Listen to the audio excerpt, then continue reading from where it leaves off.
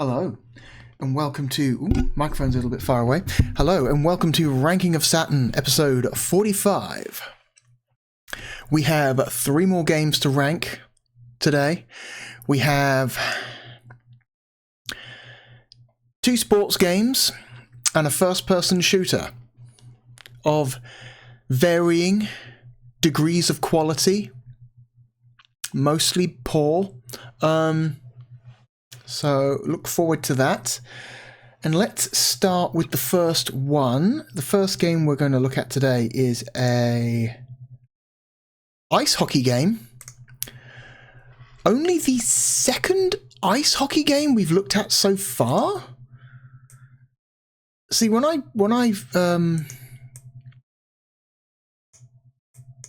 looked at the list for today, I thought, oh, well, this has got to be at least the 3rd ice hockey game, but no, apparently it's only the second ice hockey game, which would have been, the first one would have been, where is it? Here we go. NHL All-Star Hockey, which was Sega's own offering for the system. All the way back in episode 5, we looked at that. And that game was fine. It was fine. It was, like, I would say it's aesthetically more interesting than it is to actually play, but it's fine. It's, like, kind of whatever. So let's see how EA Sports compares, shall we? Because the game we're going to look at first is NHL 97.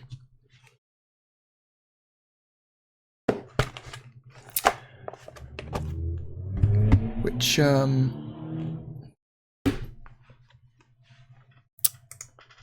hang on, which is only the 3rd. I'm trying to remember how many EA Sports games we've looked at so far. FIFA 96, Madden 97.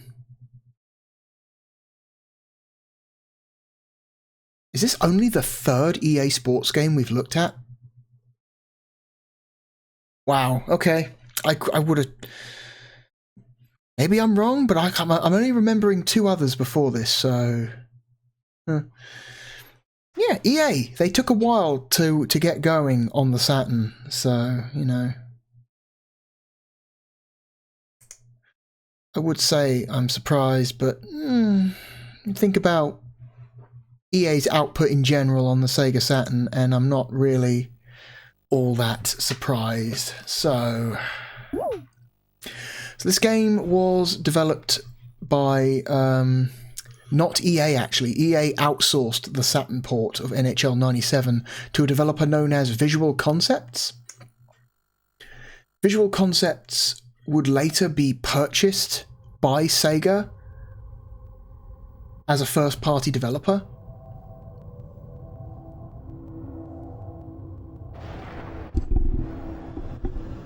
And then they would be most notable for developing the 2K Sports series, which they then carried on after Sega sold them a few years later.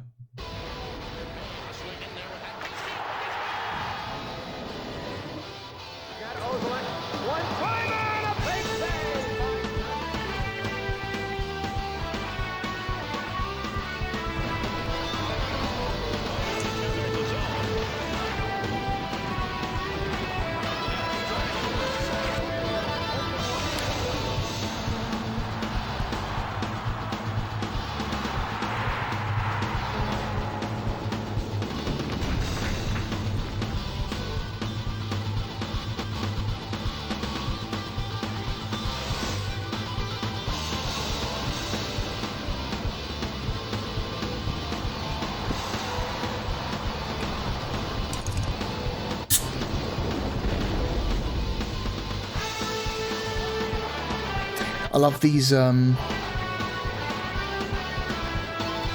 EA Sports game intros. They're so incredibly just dramatic and over the top.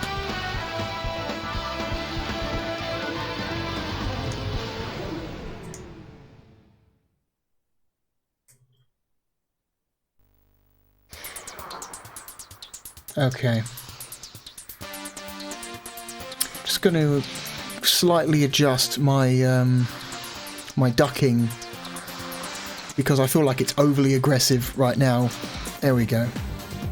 Just need the volume of the game to go down a little bit, not like a full 30 decibels. That feels incredibly severe. Okay, see how that works. So yeah, Visual Concepts is responsible for this port. So, quick history of Visual Concepts. Let's see, they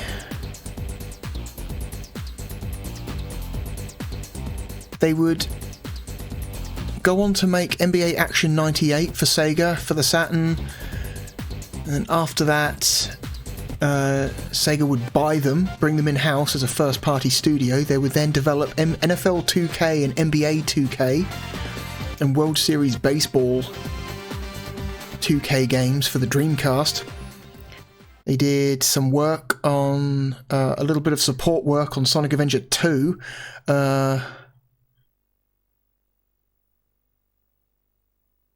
They would then continue the 2K sports games on the PS2 and Xbox and GameCube.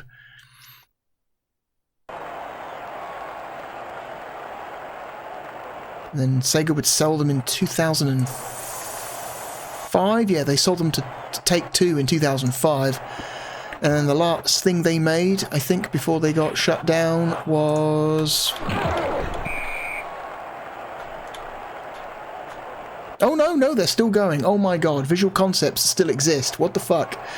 They are still making the 2K sports games. These sports games they started making for the Dreamcast in '99, they are still making. WWE 2K24 and NBA 2K25 are their most recent output. So, a sports game developer that stood the test of time. What do you know? Anyway, let's get on with this.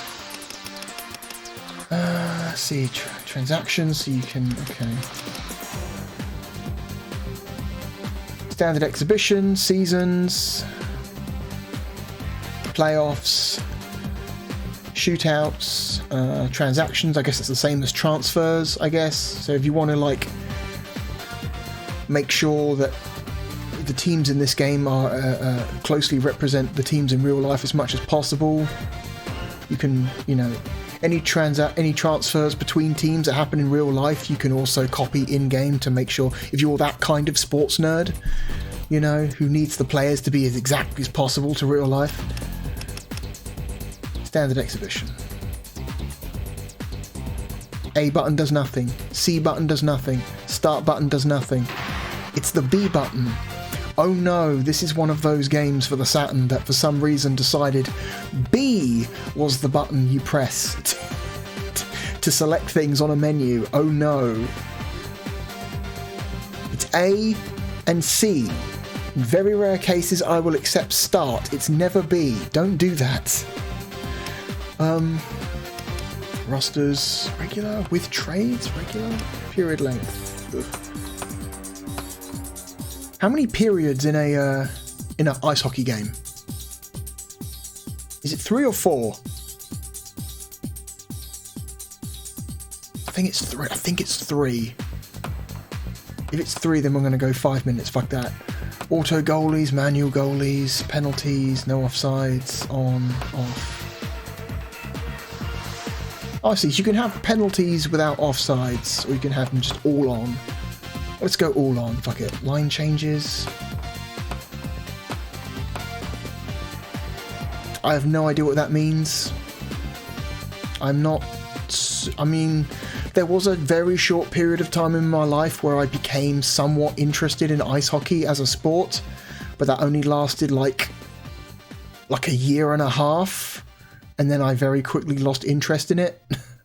So there was... It's very likely at some point many years ago I knew what this meant, but that information is just gone. It's gone. It's, I don't know, auto. Fighting on, of course we're going to leave that on.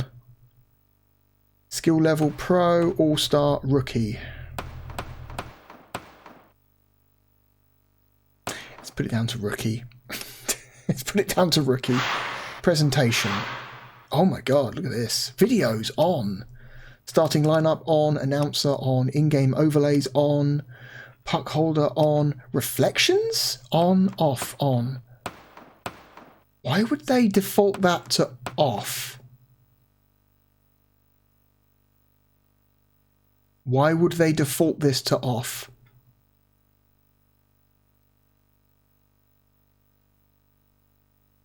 That seems to me like that would be like a nice visual feature to have.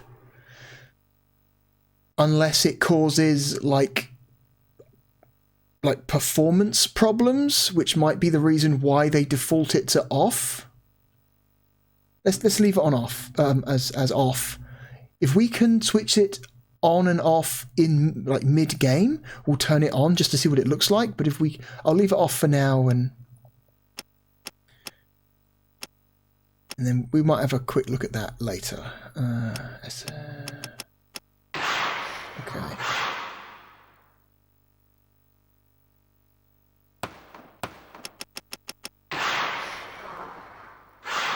Okay.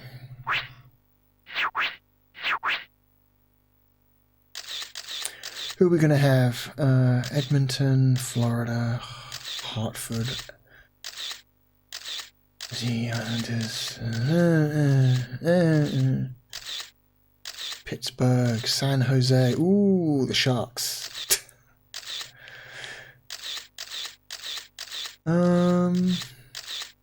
Mighty Ducks, classic.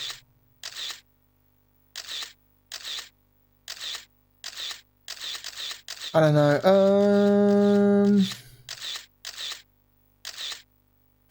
What do you want? Penguins or Sharks? Penguins or Sharks? Let's go with the Sharks.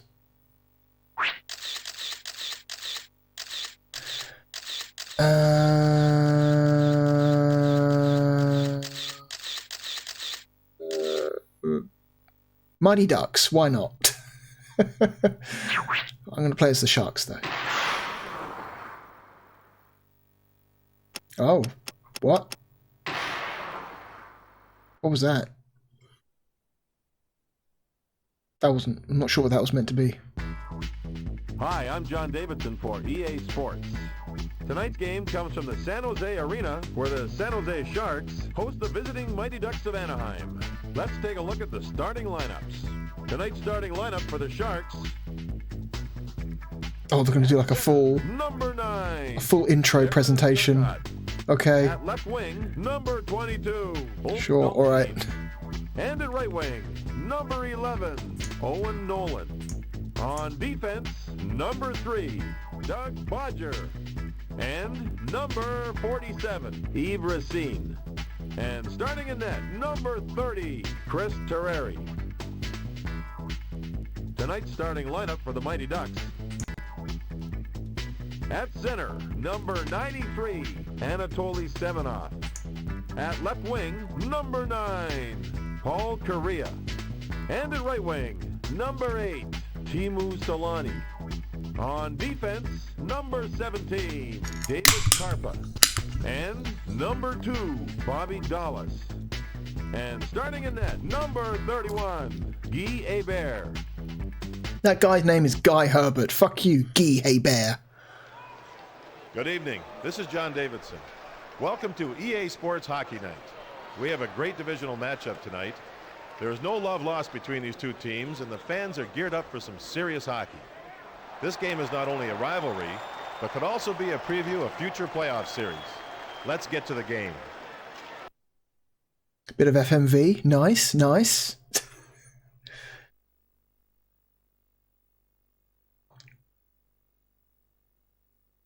I think this game is all 3D, which is a first. The only other ice hockey game we've looked at, which would have been NHL All-Star, I believe that game was sprite-based. All of the players were sprites. They were not polygonal. So this is a presentational step up, you might say, because everything now is rendered in polygons for this one. Okay, what do we got? Edit lines, change goalie, goalie control, config controller, team roster, record holders. Okay.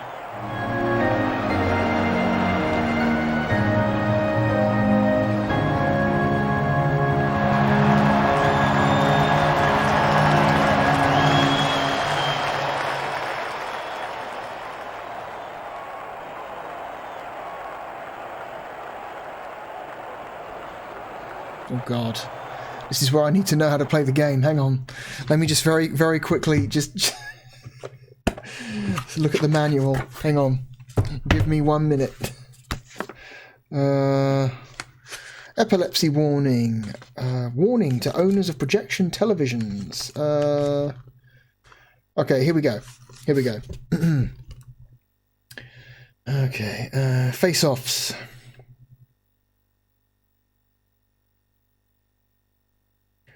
Select direction to pass. D-pad. Take the draw. B.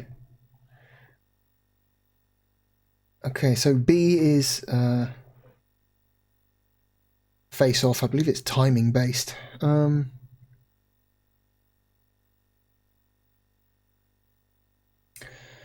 Okay, if you're on offense, pass is A. Or sorry, a flip pass or dump is A, pass is B, shoot is C. Signature moves. What? This game has special moves apparently. A spinorama, which is the Y button, a quick stop, which is the Z button, a drop pass, which is the right shoulder button, and the line change menu, which is the left shoulder button. But we've set that to auto, so. Or you can do fake shots as well, which is the A button, but you have to be in the attack zone, which I'm guessing is like the area immediately around the goalie, I'm guessing. On defense, hooking is A, switch player is B,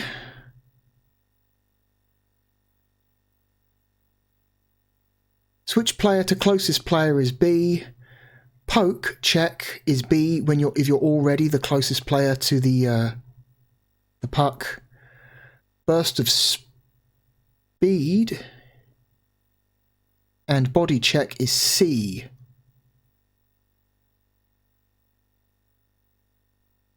I'm going to leave this page open because like a lot of sports games, it's starting to, from this era, they're starting to get complicated. They're not super complicated yet, but they're just starting to get there now. Okay.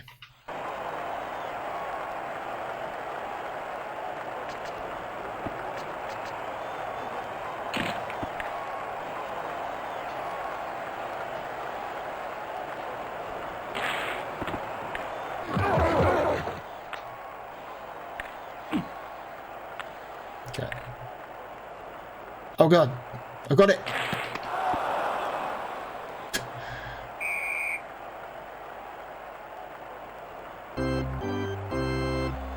Okay.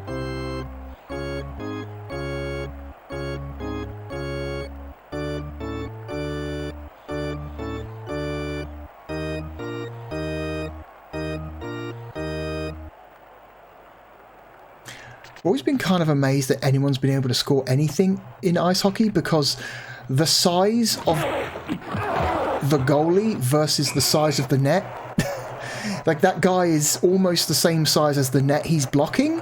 Penalty so on number 17, David Carpa. It just seems incredibly difficult to score at all. Because at least in football / soccer, like the goal net is massive, right? The goalie is very small compared to the net he has to defend. Whereas in ice hockey, that thing is tiny. How are you supposed to get in there? And typically, hockey teams will employ, physically the largest person they have on their team to guard that net for precisely that reason, right? Oh, yeah. Okay. Eat shit. Eat shit.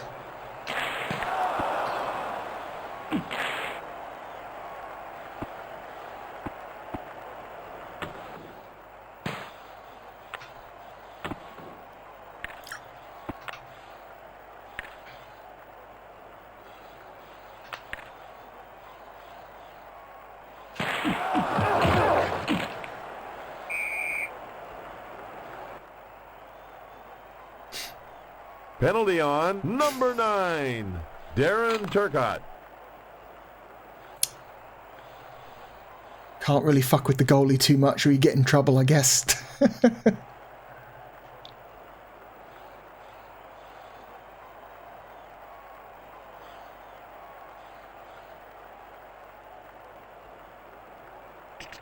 Like how all of the perimeter glass around the ice rink. Is it ice ring or ice rink? I feel like I've heard it pronounced both ways. Around the ice, the perimeter glass around the ice obviously has that very like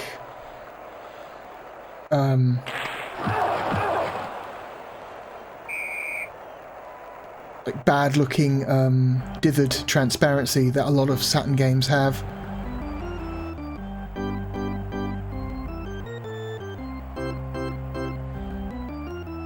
I'm not surprised.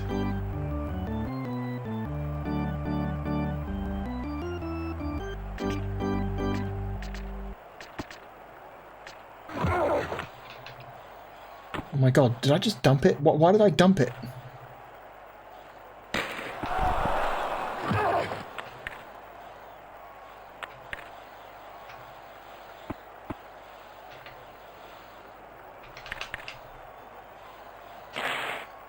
Okay, get out of here.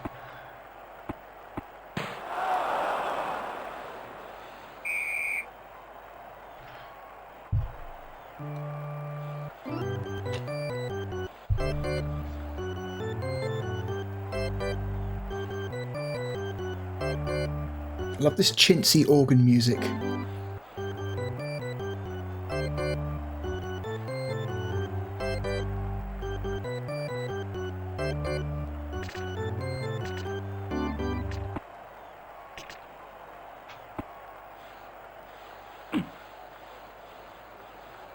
Oh god.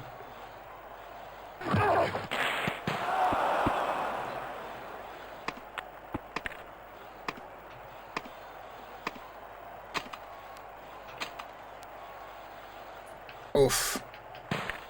Get off.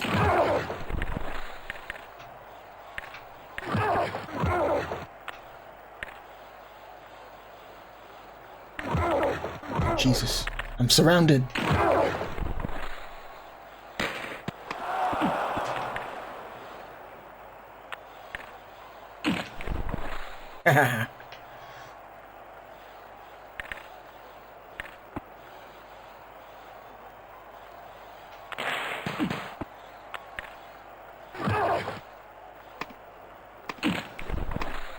Ooh, you missed.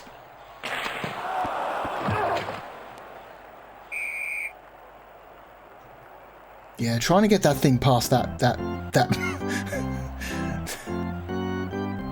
that massive goalie into that tiny net behind him just seems like almost impossible.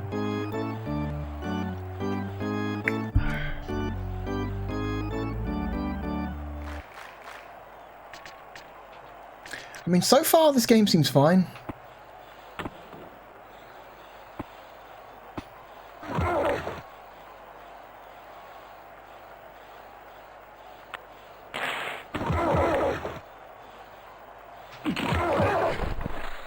Okay.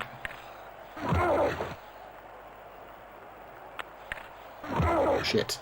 Thought the other guy might be closer.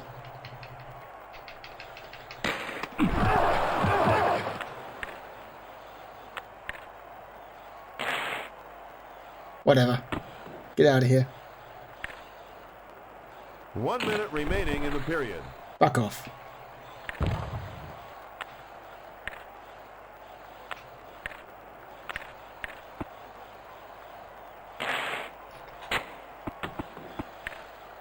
Don't know what I was hoping to achieve with that.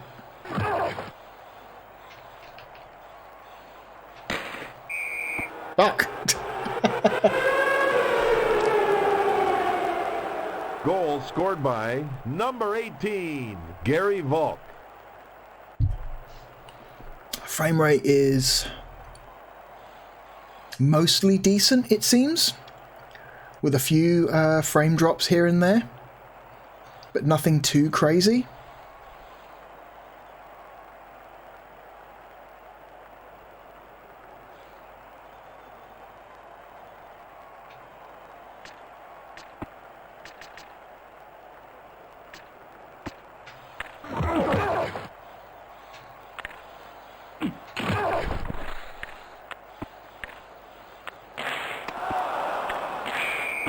Fuck. He took it from my goalie. Goal scored by number 8, Timu Solani.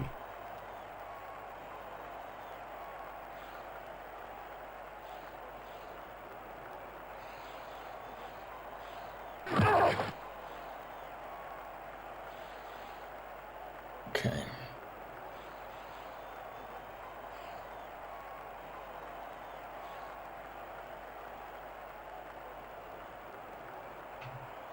Okay.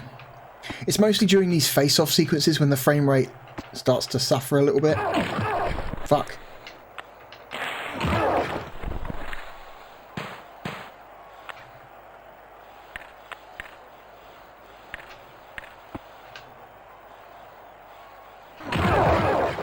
Fuck that guy.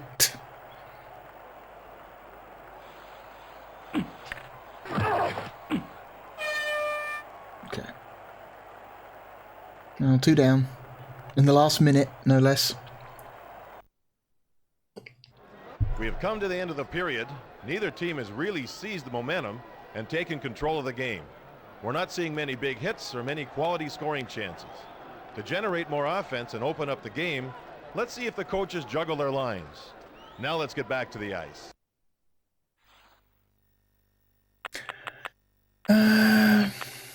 What cameras do we have? High, classic, classic low. Ooh, that's really close. Press box, luxury, board, isometric. Interesting. Helmet. Helmet? What? We have to see. We have to know. I have to know. Is it really what I think it is? Oh my god, it might be. Oh, Jesus Christ.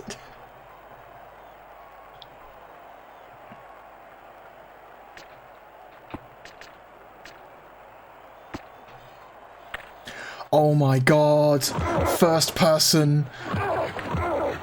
Where am I going? I'm going this way. I think. I don't know. I don't know where anything is. You can...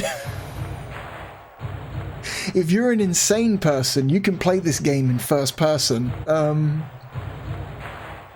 That's ridiculous. Wow.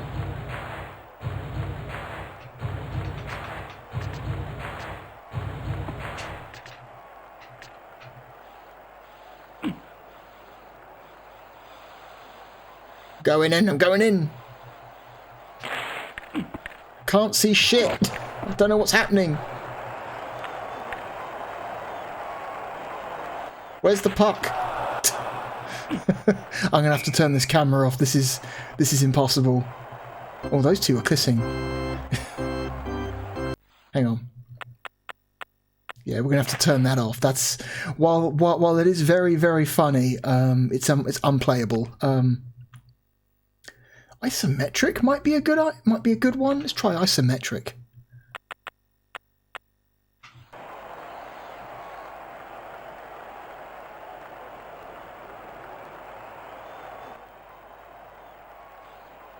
Eventually my guys show up.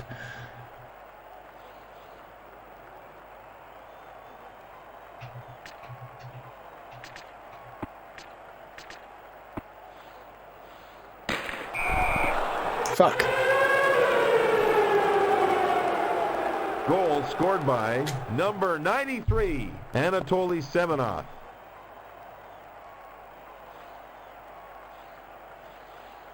We're not doing very well.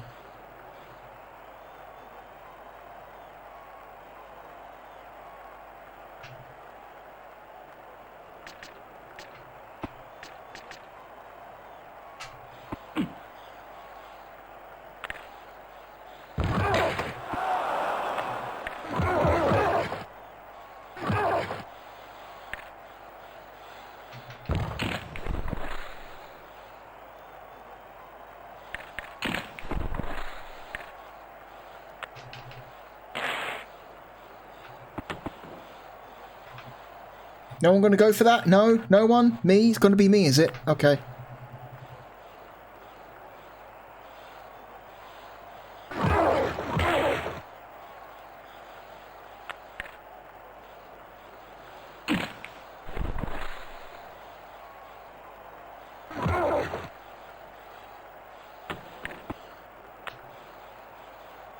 Someone pick it up, please. Thank you. Oh, no one there. Okay.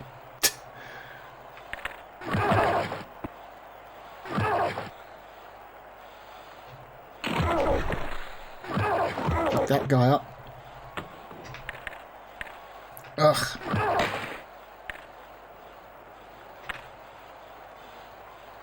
Oh, God.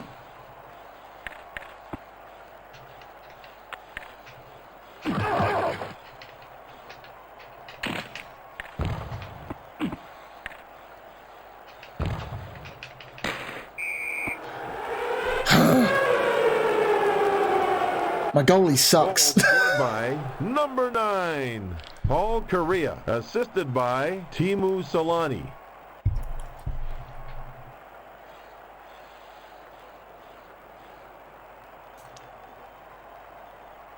Everyone run over and swap players.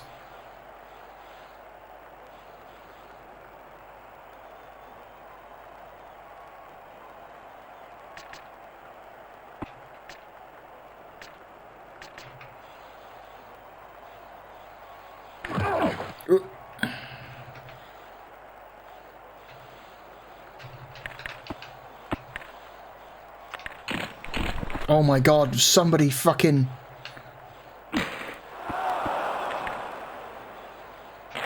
Get it out of here.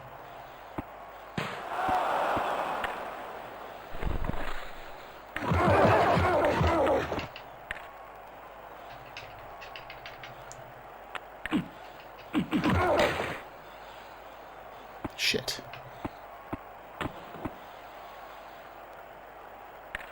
Guy? My guy? Hello? Looks like this game suffers from a bad case of borderline useless AI team members.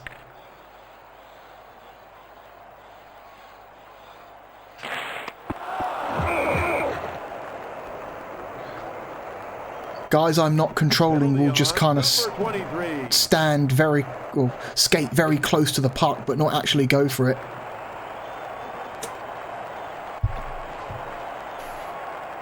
Oh well.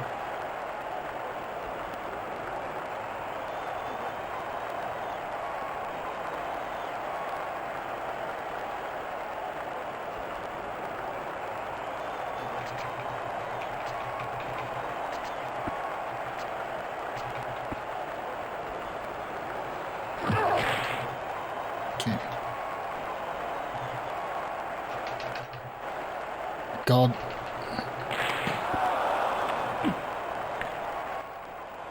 Hell yeah. Hell yeah. No.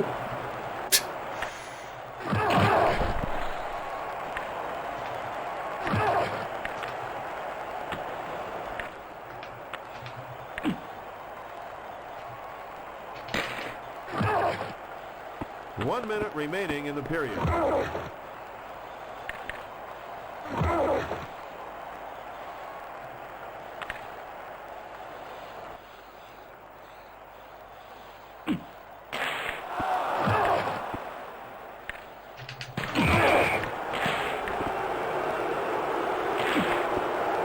Penalty on number 13.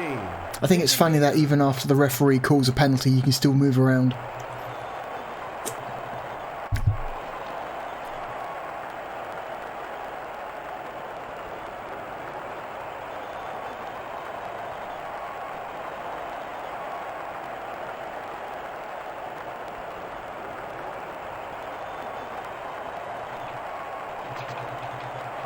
I'll just hammer the B button, hopefully I'll get it by luck.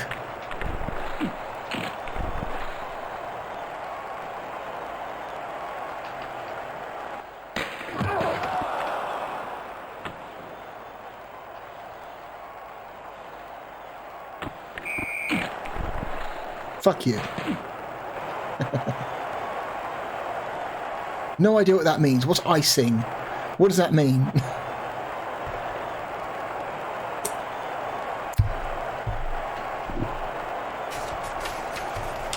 Maybe there's a page in the manual?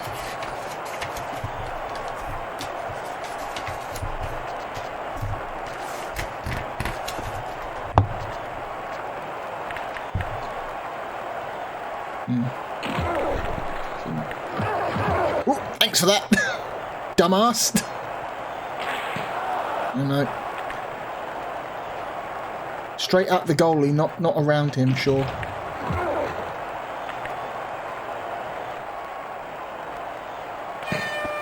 Fuck you. Oh. Okay. We have come to the end of the period. Neither team has really seized the momentum and taken control of the game. It's 4-0. Many big hits or many quality scoring chances. To generate more offense. Yeah, this game's boring. There's no real... It's not really leaning in one direction or the other of this 4-0 game. I don't know what the typical... Like, the average scoring of an average, like, ice hockey game is. I imagine it's like... I'm imagining... It's like a little bit higher than soccer, but not that much higher, I'm guessing, usually. The average scoring amount of, amount of goals scored. Config controller. What do we got? Okay, just default. Okay. Change goalie. Goalie control. Timeout. Aborts.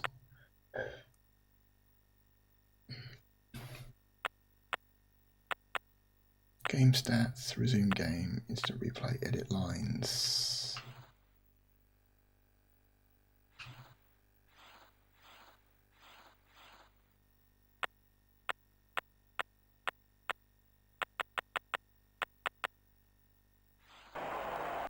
Hang on.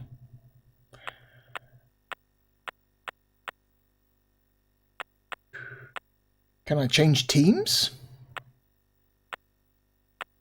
Can I change which team I'm controlling? Can I do that?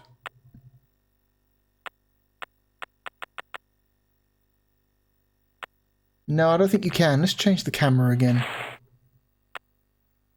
Board. Luxury box. Press box. Classic high. Let's try press box. That seems like that might be okay.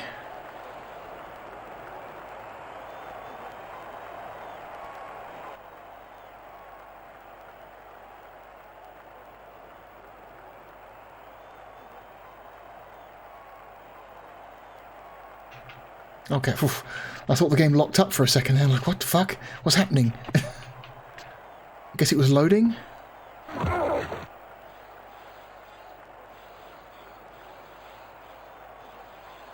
Whoop. Hi. Oh my god, I got it. Goal scored by number 22, Ulf Dahlin, assisted by Darren Turcott.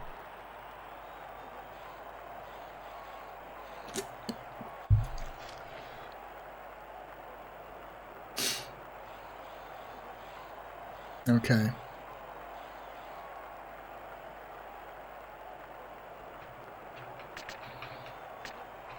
I'm just going to hammer the B button. Didn't work that time.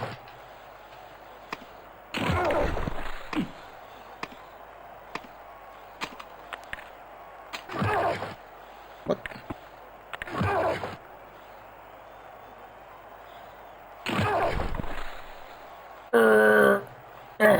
Oh my god, someone hit it, please.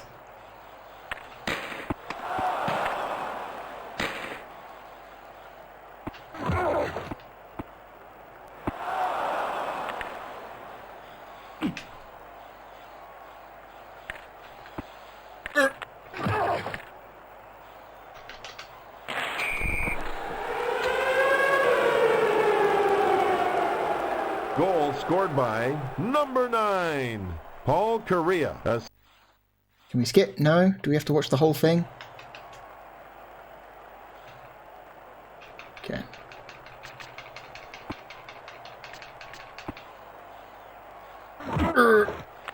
You take it.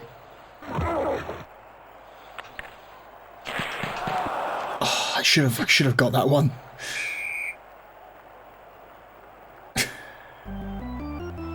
I've yet to see a fight Haven't seen any fights happen yet.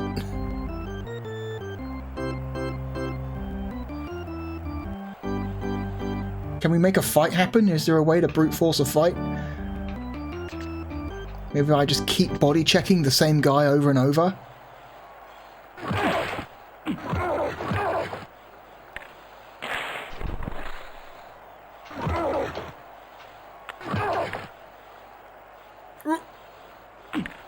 You're going the wrong way, because the momentum's all wrong. That's the thing I keep forgetting about ice hockey, is that if your guy is not facing the right direction, or at least not travelling in the right direction, it's very difficult for them to change momentum quickly. So you have to make sure you're passing to someone who is travelling in roughly the right direction you want them to move. Otherwise it's kind of a pointless pass.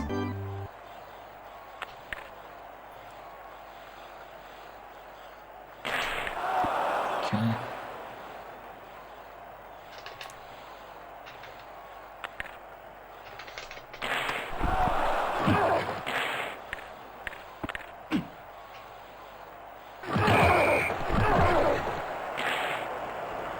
Get out of here.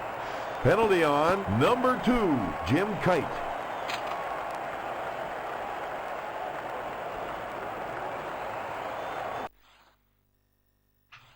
Can we skip? We can skip. Okay, B button to skip. That's good, I like that.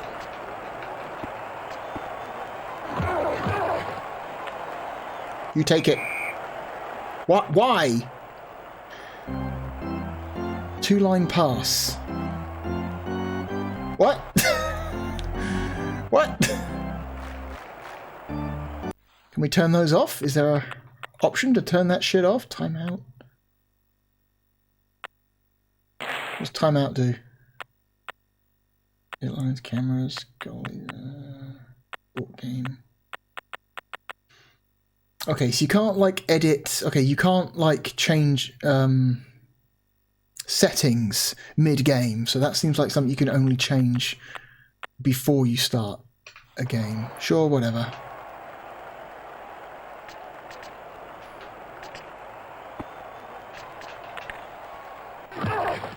Move, please! Oh my god!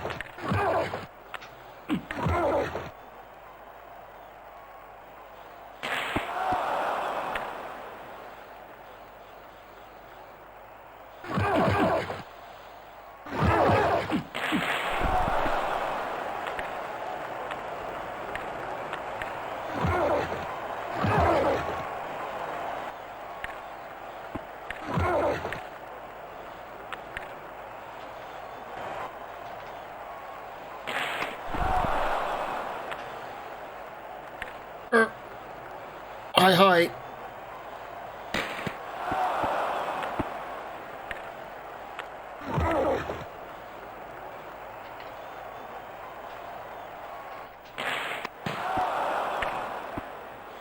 Ugh.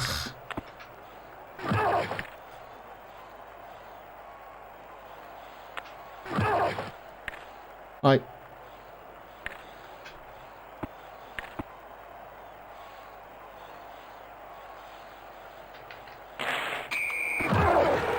Just goes in. Goal scored by number 8, Teemu Solani, assisted by Paul Correa. Okay. How much longer we got left on this? 1 minute 44. Thank God. Okay. Random penalty. Penalty on number 2, Jim Kite. Apparently he did something.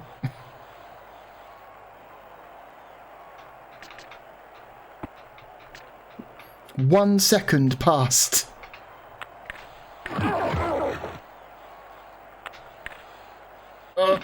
Momentum. Here we go.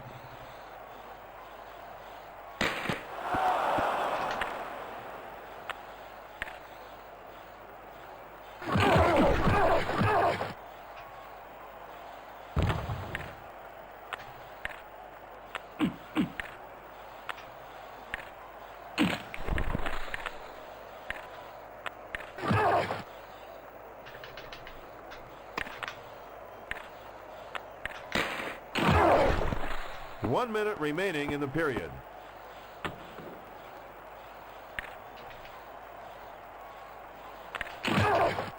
Fuck that guy. Fuck that guy.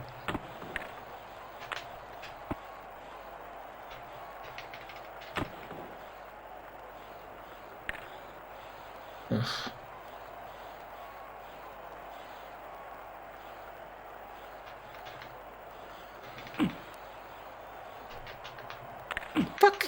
Fuck off. Somebody do something? Thank you? Ugh. Fuck you. And you. Get out of here.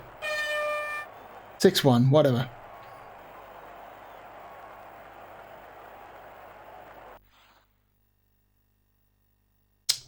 Exit game. Well, that's the end of the third period in a real blowout. You have to play defense in the NHL, and we certainly didn't see much of that tonight. The winners have to be pleased to have this one in the books early. Thanks, then, for joining us. I'm John Davidson. Good night from EA Sports.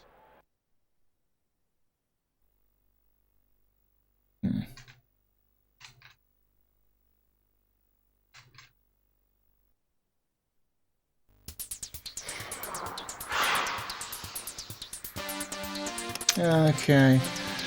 Let's have a very, very quick look at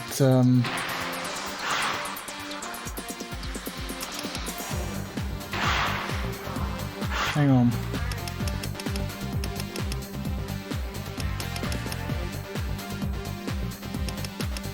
Where was the settings menu? Hang on, transaction shootout. It's exhibition presentation, there we go. What do reflections look like?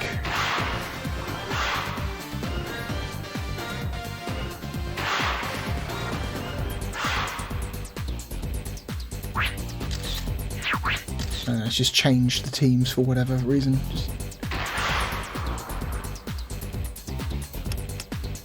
What is this? What is this? What is this meant to be?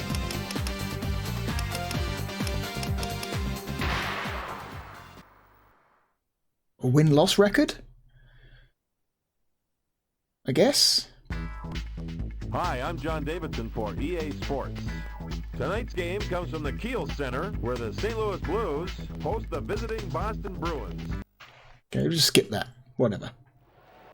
Skip this too.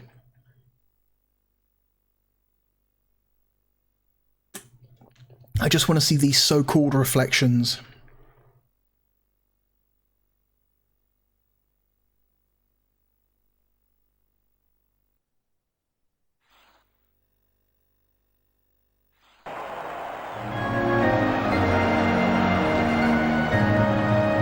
Oh, I think I see them.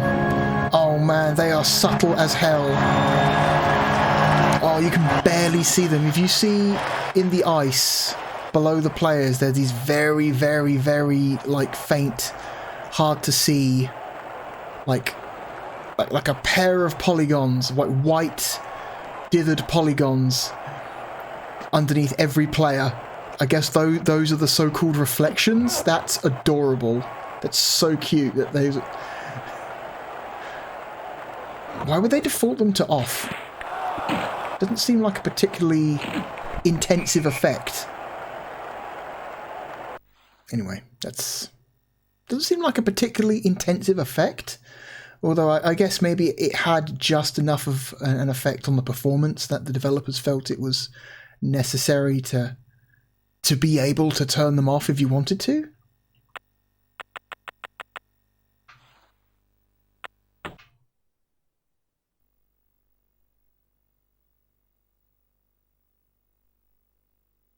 I mean, when you're talking about the Sega Saturn, every polygon counts. Every polygon counts. So yes, I suppose maybe it is important that you have the ability to turn that off.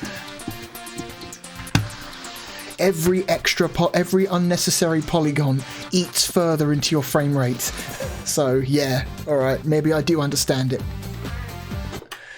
Alright, NHL 97. I mean, a perfectly competent game? It seems like it's competently made, easy to play. You'd have to study the rules of ice hockey to be like effective, I guess, but here we go. Icing. An icing violation is called when an attacking player on his team's side of the center line sends the puck across the opposing team's goal line, but not in the net, and the defensive skater is the first to touch the puck.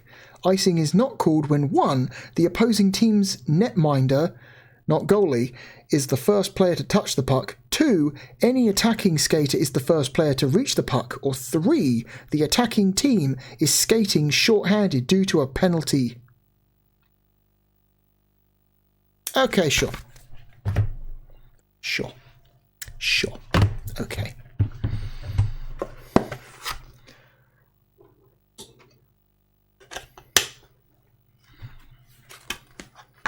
All right. Yeah, this seems perfectly competent. Perfectly competent game. The frame rate was not perfect, but it seemed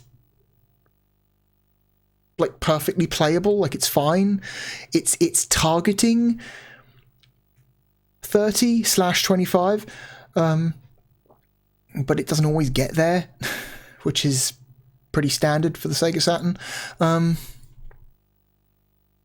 I have some footage of the other NHL game that we played, so I can at least have something to compare it against. Where is it? Here it is. Nope, that's the wrong part of the video. Oh yeah, because the Sega game has this really interesting like FMV front menu.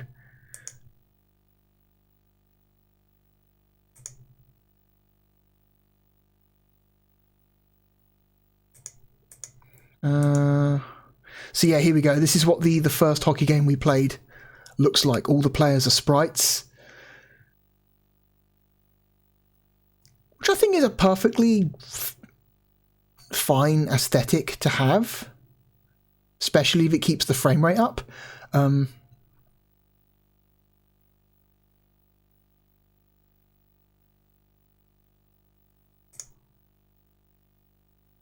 don't...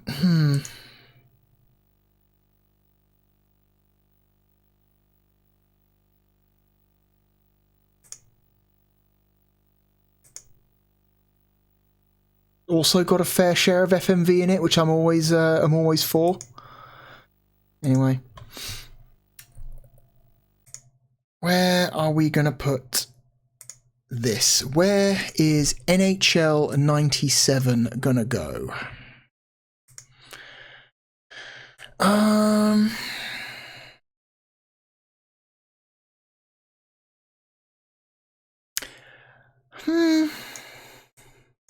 I think it plays quite well.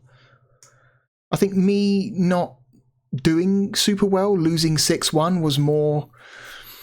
I think me not being, like, used to the rules of ice hockey is probably, like, mostly to blame for that. I'm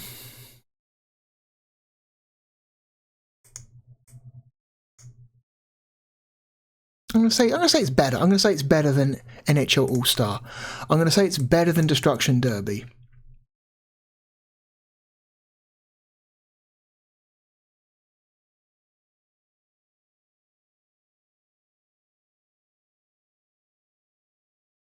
But it's not better than Crime Wave.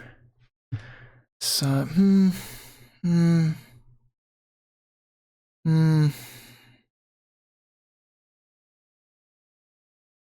yeah, it's not better than Crime Wave.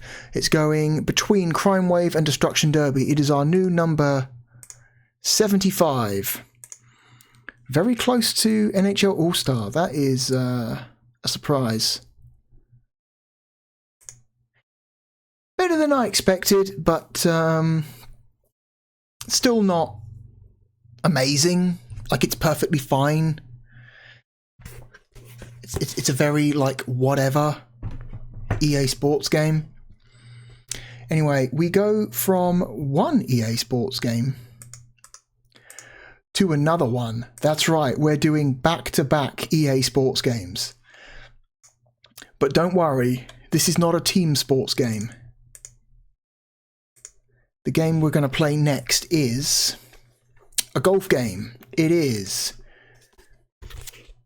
PGA Tour 97. Notice how, like, all of the, like, the title treatment on these, like, 97 EA Sports games is all, like, the same. It's like that dark blue text with a red date.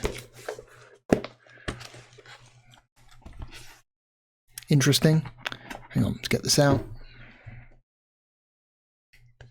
Disc is clean. I didn't check that disc beforehand, so I don't know if it didn't know if it was, like, clean or not. All right. So unlike NHL 97, I have memories of PGA Tour 97, and they are not good. I remember the Sega Saturn version of this game being really bad. Like it's a really bad version of the game. Like, it looks on par, I think roughly on par with the PlayStation version. It looks as good as the PlayStation version, but it runs awful. It runs so badly. This was developed in-house at EA. EA did not farm this one out, so EA only have themselves to blame for this one. Maybe they should have farmed it out.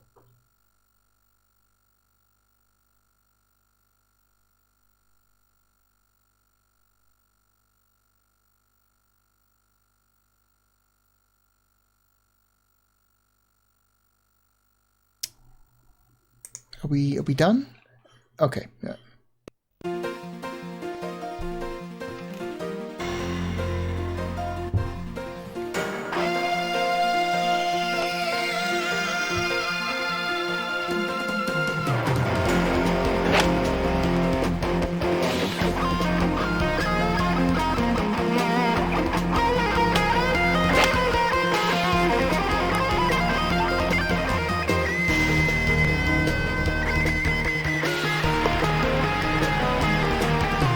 We need to make golf look fucking sick. What do we do?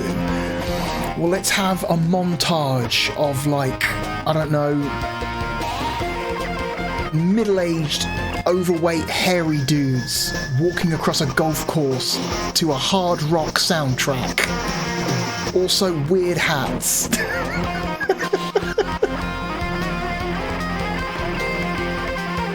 The 1990s, when really boring shit still had to be portrayed as edgy and hardcore.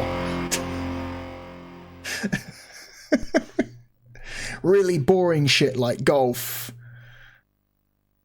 I mean, but golf is, like, boring in, like, a pleasant way. I like golf. But it is one of the most boring sports.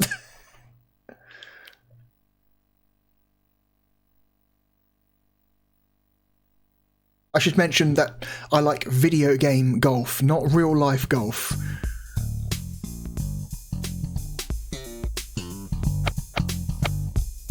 I tried playing real life golf once and hated it. Video game versions of golf, far more enjoyable to me. Got this nice, like,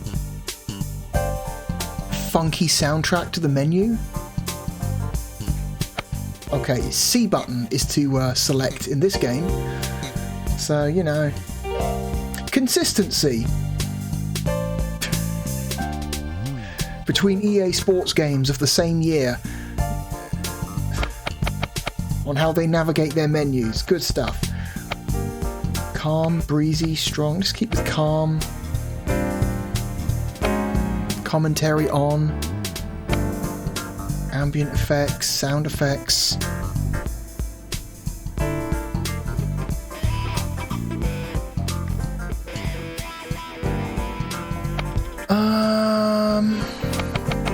Leave that on.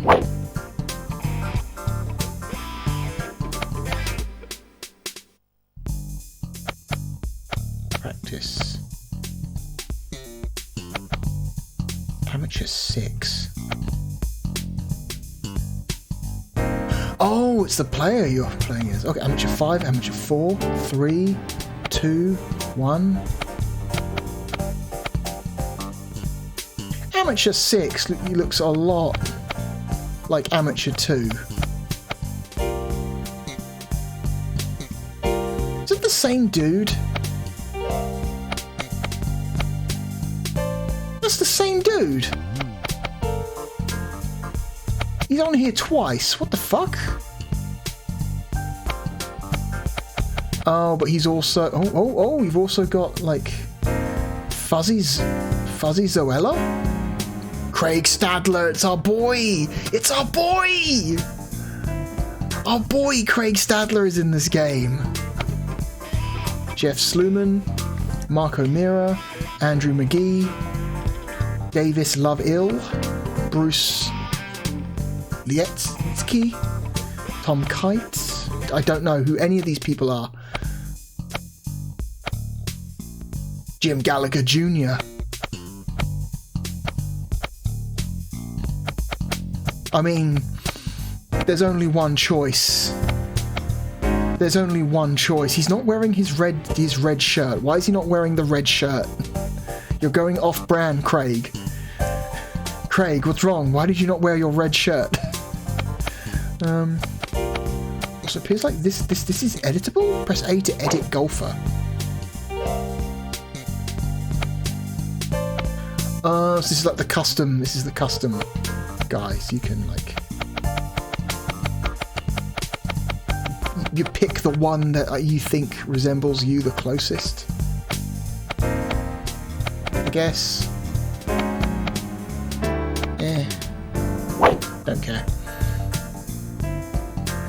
As I said earlier, there's only one real choice here.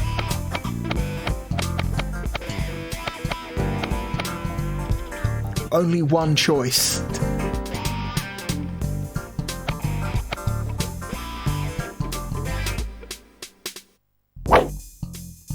Wait. Stadler. Controller 1. Wait, how do we get rid of Amateur 6? How do we get rid of them?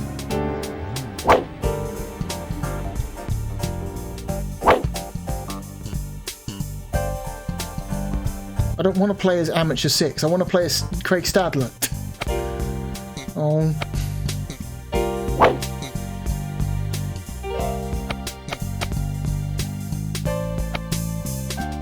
Let's try again.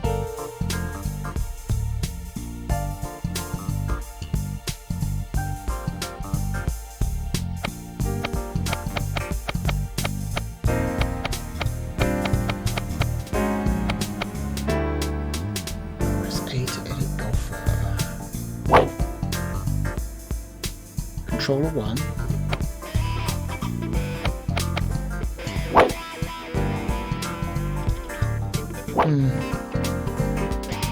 Can we hang on? Can we remove people from the list? God damn it.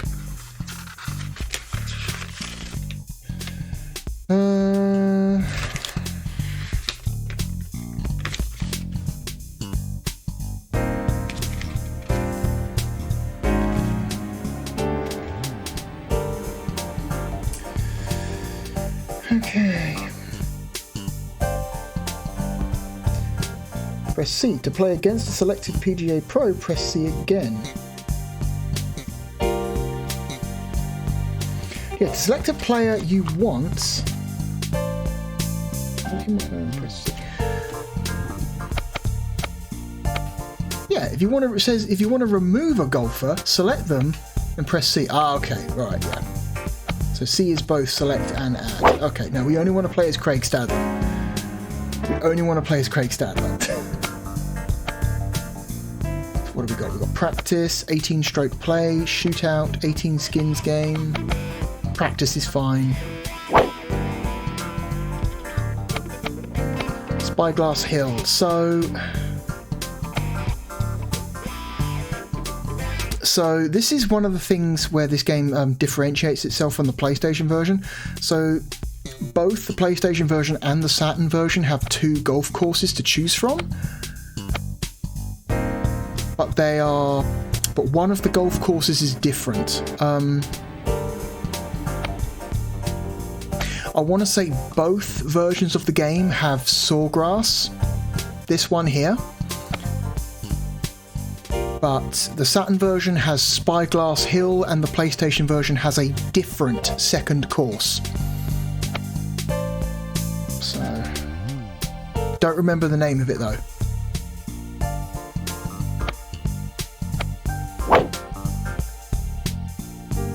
TPC at Sawgrass, at Stadler. Tee off. See, so far this game looks quite nice, presentation wise, right? The menus are nice and responsive, but we're about to get into the game itself, and you will see very quickly why I think this version of the game is not very good. I did a Battle of the Ports of this 14 years ago, and that video pretty good at highlighting the differences between those 2 versions of the game. Also, the load times in this version are long as fuck. The PlayStation version took half that length of time. A long iron or fairway wood are recommended here if you want to hit this narrow fairway. Okay. And also, our boy Craig is wearing his trademark red shirt. I like to see it. That's what I like to see. Yes, yes, yes.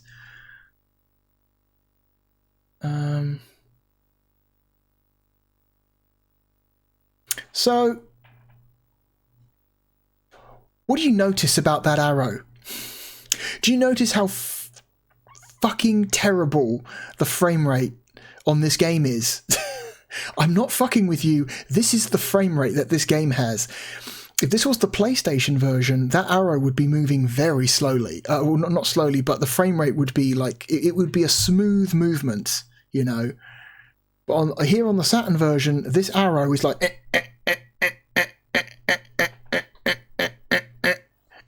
because the frame rate is so dog shit.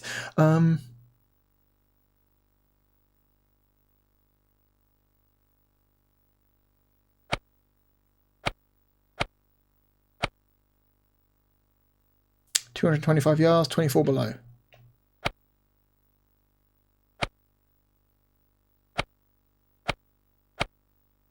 You can adjust your pitch. Okay. Golfer settings, level pro, amateur, novice, pro, whatever.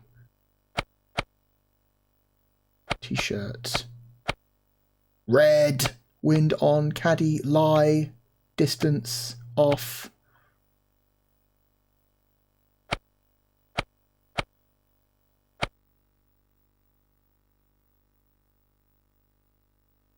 Got to load those settings.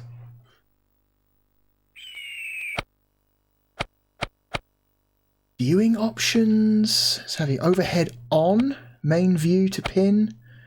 Main view snap around. Main view from golfer to pin. Pip view to pin. Green on. Target pip on. Grid on. Auto grid. We'll leave it as the grid as auto.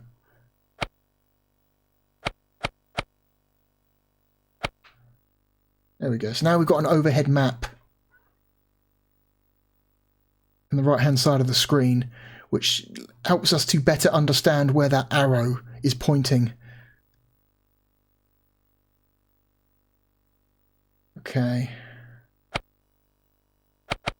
Camera position. Game options.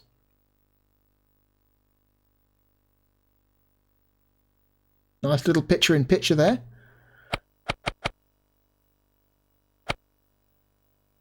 Fairway, normal, dry, damp. You can change this mid-game, okay. Greens, normal, fast, slow, normal, wind, commentary, okay. Camera position. Random. Okay, far left, far right, middle, middle left, near right. Pick your political alignment. What's your political alignment? Anyway, random. I guess it picks... Like, random seems bad. Surely you would pick one based on... You know, like factors. Like where you are on the course. Whether you're close to trees or not, you know? Okay, sure. Okay, let's aim here.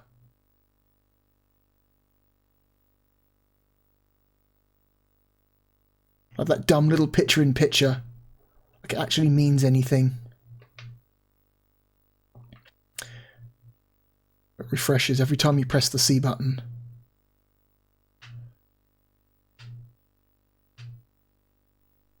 I think I did okay. That's gone. You just knocked it out of bounds. Rehit. Load. Yeah, the load times in the Saturn version are insane. Okay, let's try again. Okay, that was fine. It's a little underpowered, but I hit it dead on. And it takes forever for this game to load up the goddamn swing.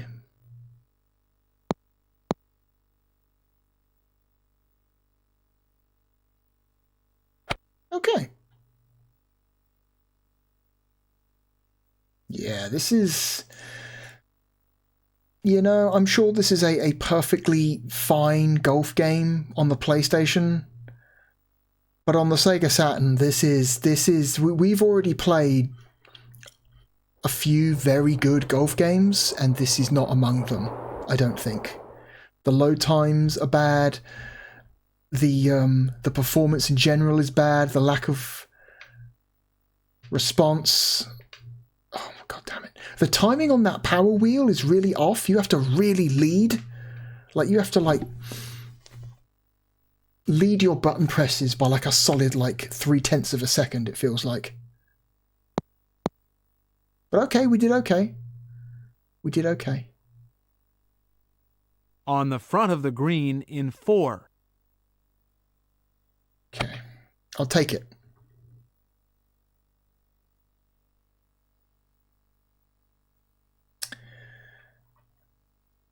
Okay, let's aim over there. Okay.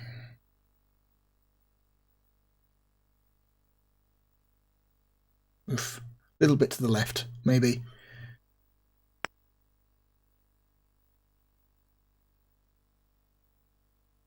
Okay, the marking on the power wheel is like a little bit off because I feel like I got that thing dead on and the ball only made it halfway. Okay, calibration on the power wheel, maybe not great.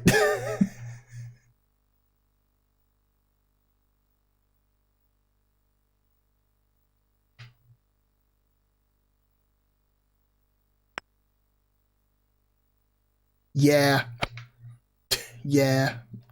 Don't trust the power wheel. Don't trust it.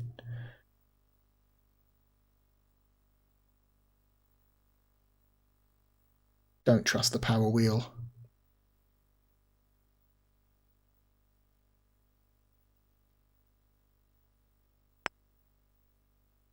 Fuck you, I went over where it said and it still wasn't enough to reach the hole. I like that when you get the ball close enough to the hole, the game just says, fuck it, just tap it in, just tap it in. It's fine. Just tap it in. It's practice, no one cares. Ugh. Let's pick a little short one. Pick a little shorty.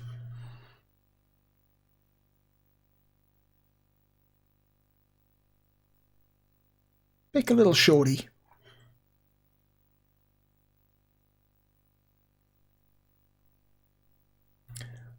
The pocket rocket of the course, you might say.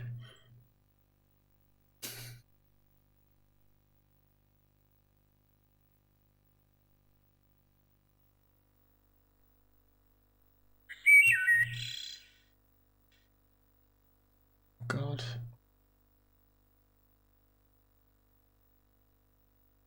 Oh God, just a little bit. There we go. Just a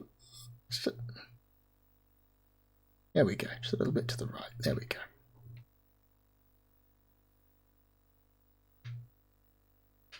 Oh God. Oh, no, too far left.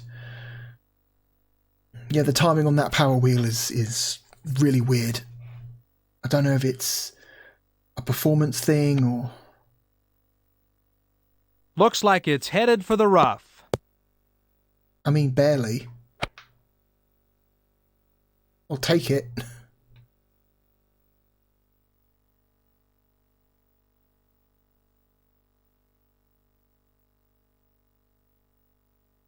Oh God.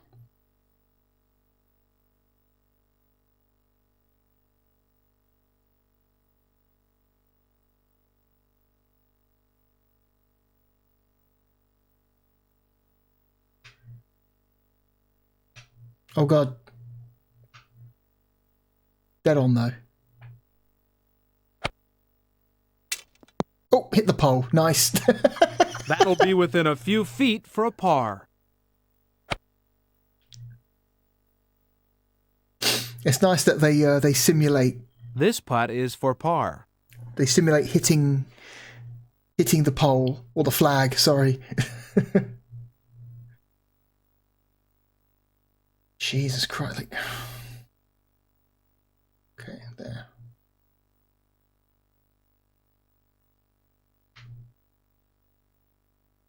Okay.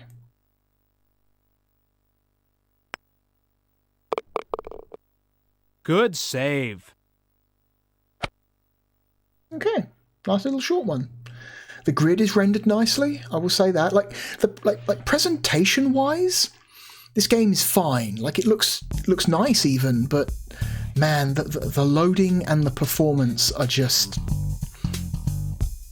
not what you want. Just really not what you want.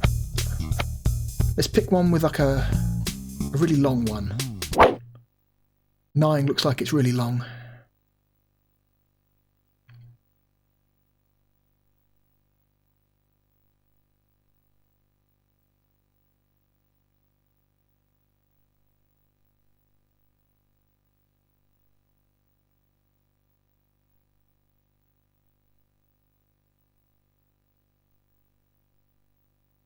Yep. PlayStation version would have loaded by now. Here we go. Like literally double the load time of the PlayStation version. This is not a very well optimized version of the game. You get the feeling that they just took the PlayStation code and just dumped it into the Saturn version and just called it a day. They did basically no optimization. At least that's what it feels like to me.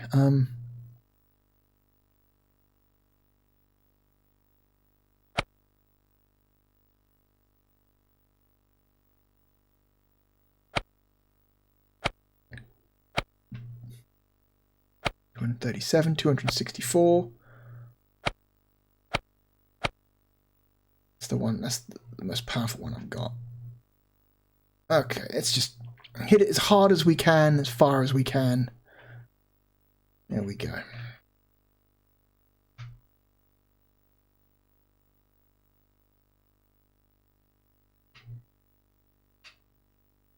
Basically dead on.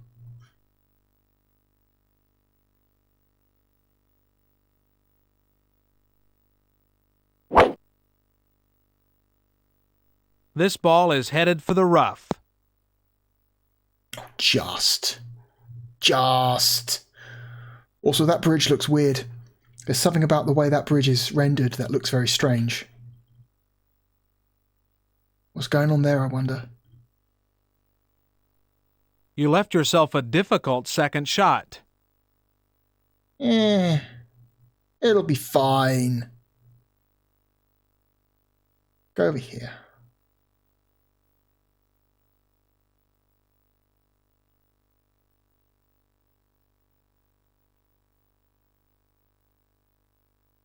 Oh, no, too far.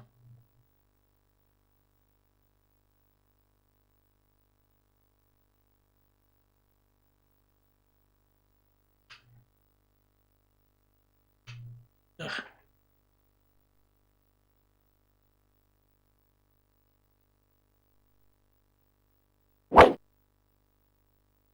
This ball is headed for the rough. Again.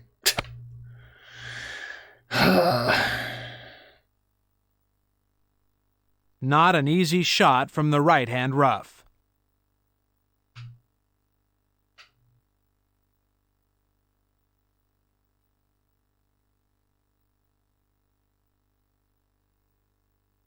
Yeah, the amount of time between you, like, taking the shot and then waiting for the animation to play out is, like, crazy. It's too much.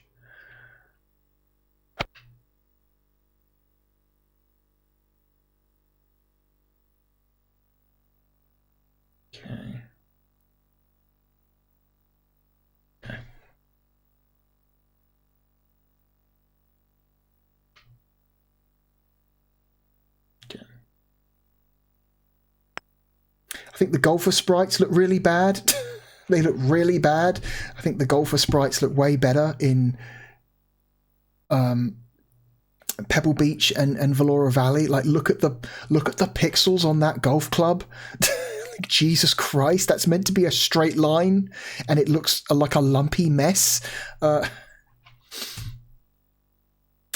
get that it wouldn't be as visible on a CRT, especially a CRT over an RF connection, which most people would have used back then, but Jesus Christ.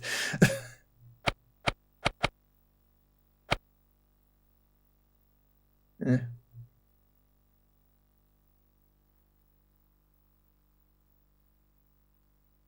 Whoops. Oof.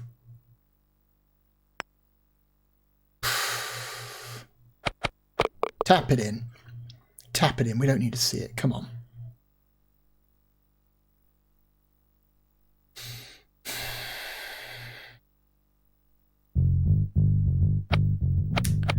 Let's do...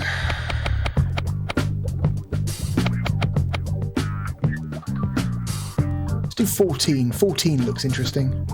I'm gonna time the loading. Here we go.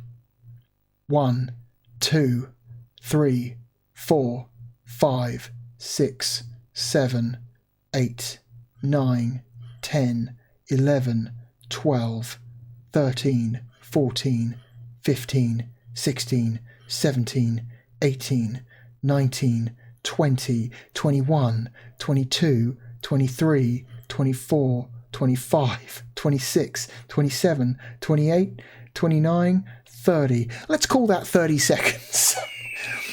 That's a 30-second load time to load up a course. That's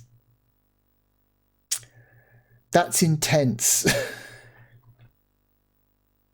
Go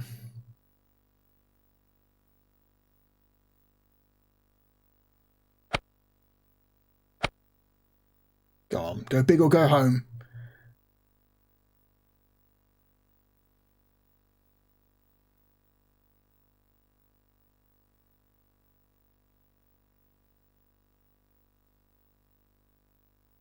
There we go.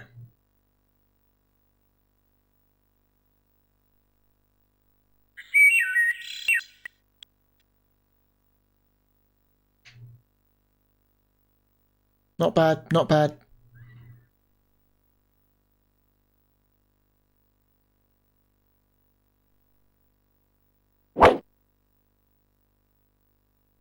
Looks like the next shot will be played from the rough. It's always from the fucking rough, man. It's hard to tell where the rough is in that little map.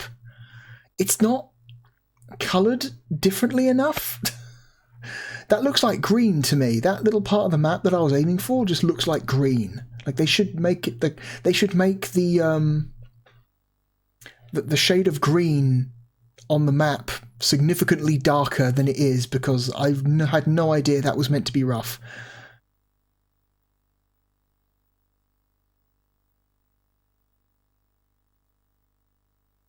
Hit it. Let's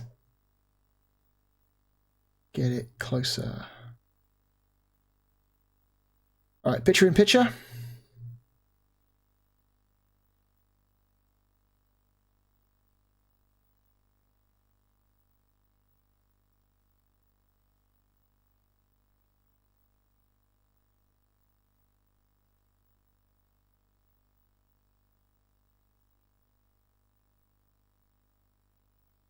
I can't tell. Whoop.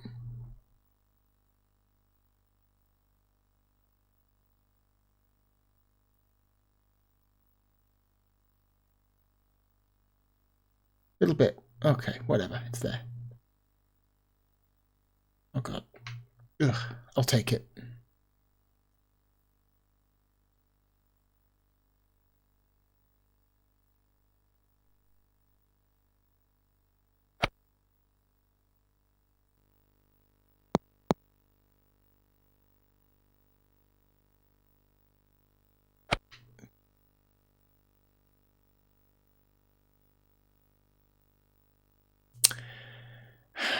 Okay.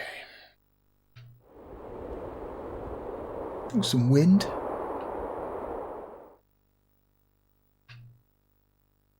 How close does that get me? Probably not close enough.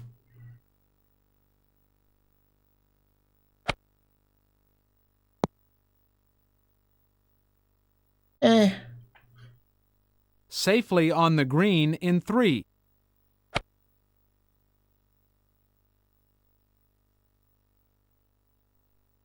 This putt is for par. Okay. We know that the power wheel always lies when putting. It always underestimates the amount of force you need to get to the hole, so we're going to manually increase the amount of power estimated to get there by moving the flag back.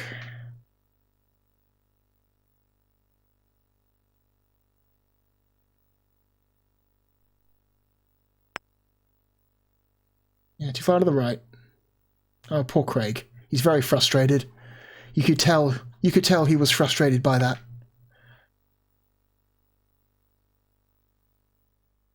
Oh well. Just drop it in. It's fine. It's okay, Craig. It's okay.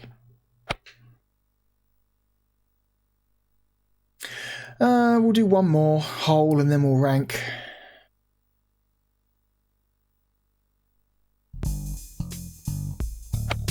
Let's do 18. Tell you what, no, let's back out and choose a different...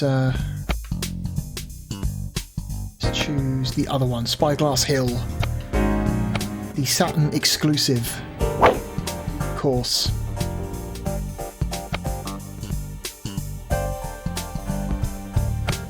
Very green. Very green. Very little in the way of bunkers, it seems, this one.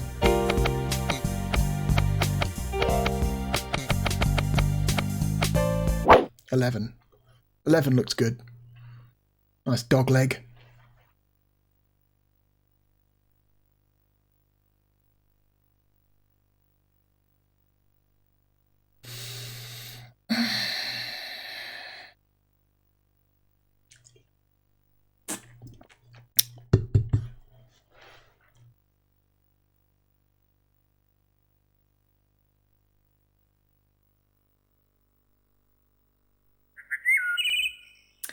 Okay.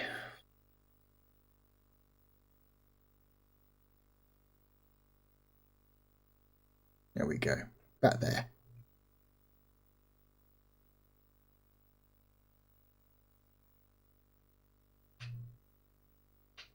Oof. Timing's a bit off on that one.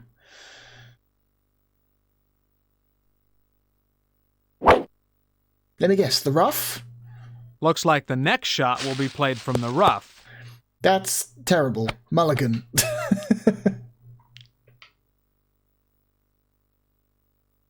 That's much better. That's much better.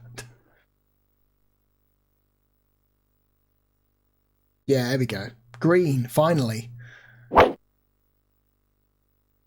Good-looking drive. There we are.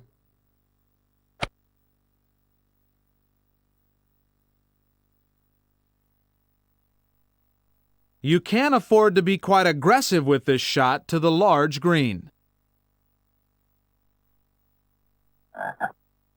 Did he say I can or I can't?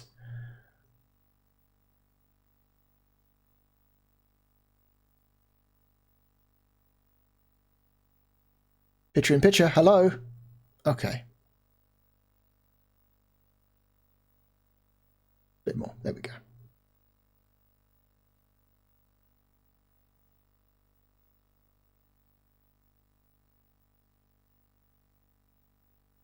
I'll take it. You seem to spend most of your time just sitting and waiting for this game. This is your second shot. Wow, I hit the flagpole. Look at that. Replay. Hell yeah. Bonk.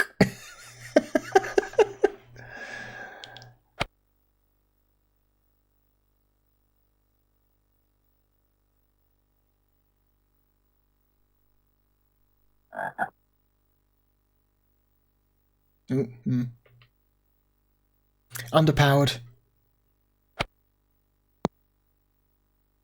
Yeah, the responsiveness on the power wheel doesn't feel consistent. Sometimes it stops dead as soon as you hit the button, and sometimes you feel like you have to lead it by like 2 to 3 tenths of a second. It's fucking weird. It's inconsistent, which feels bad. Okay. Like that. There we go.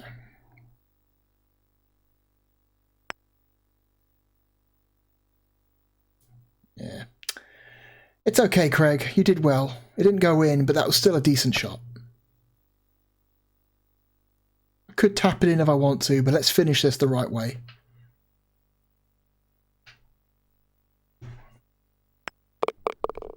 That's a par for this hole. There we go.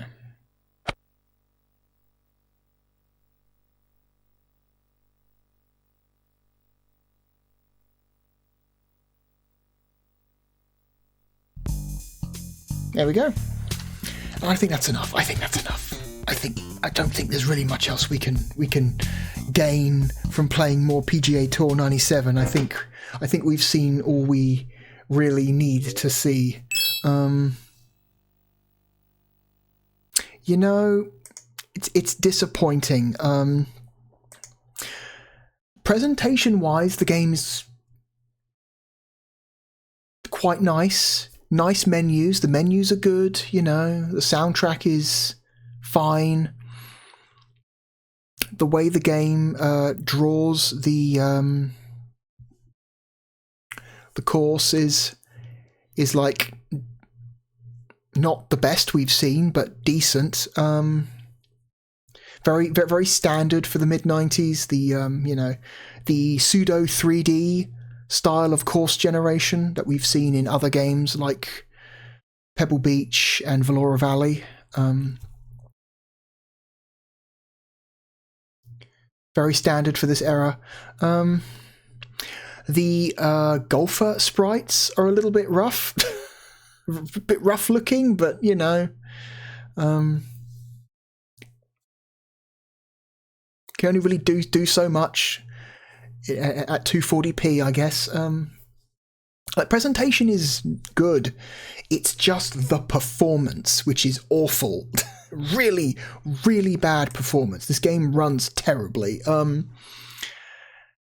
would say it runs even worse than Pebble Beach, which has And I'm going to be honest, very bad performance, but that game makes up for it by being somehow, despite that, quite responsive, you know?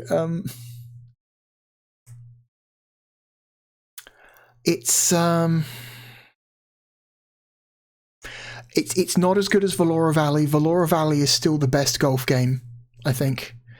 It's not as good as Pebble Beach. Pebble Beach is a better golf game.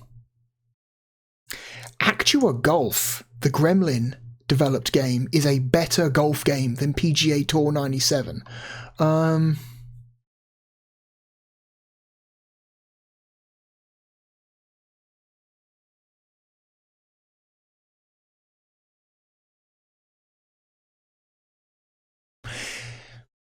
It's better than World Cup Golf. It's better than World Cup Golf. It is... Where's the other one? Where's the core game? Here it is. Virtual Golf. Core's golf game. Core's underwhelming golf game.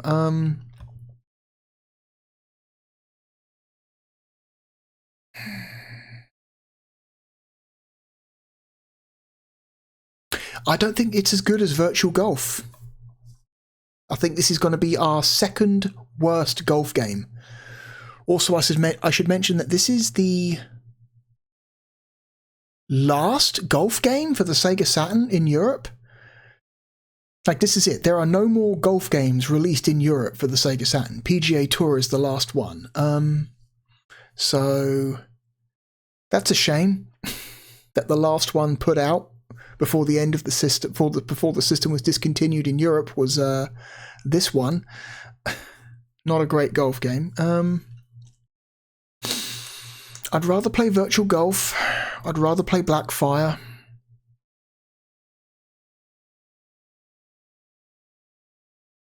I would not rather play NBA Action. So it goes between Blackfire and NBA Action. It is our new number 107.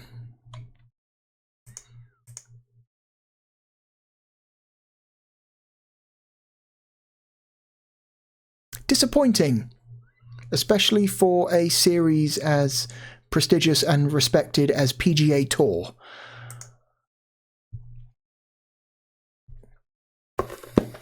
Which are usually, more often than not, quite good games.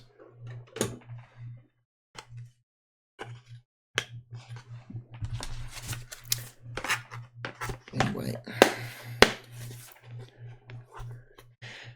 Right. Let's move on to our final game of the video. Now, we started the video with an okay game. We moved on to a disappointing game. Now we're going to finish the video off with an extremely disappointing game. I teased this game at the end of the last video. The game we're about to look at is maybe one of the most disappointing and notorious ports ever released for the Sega Saturn.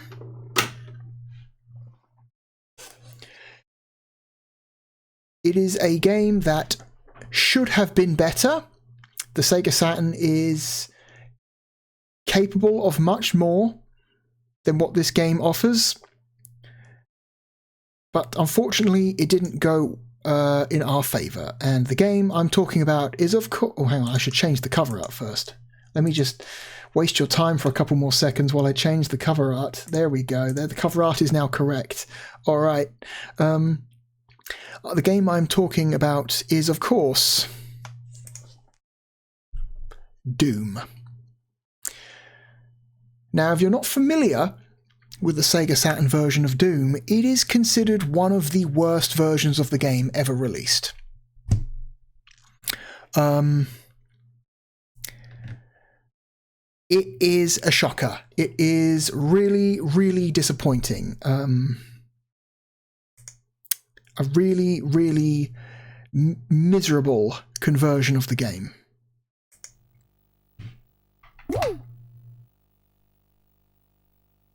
And you're about to see why.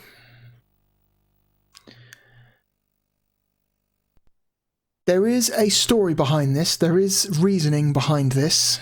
It doesn't make up for it, but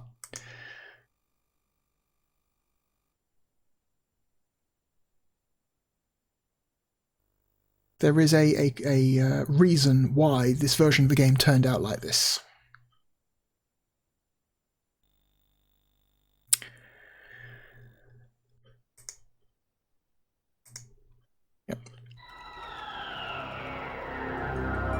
This version of the game was ported by Rage Software, which usually does decent work. They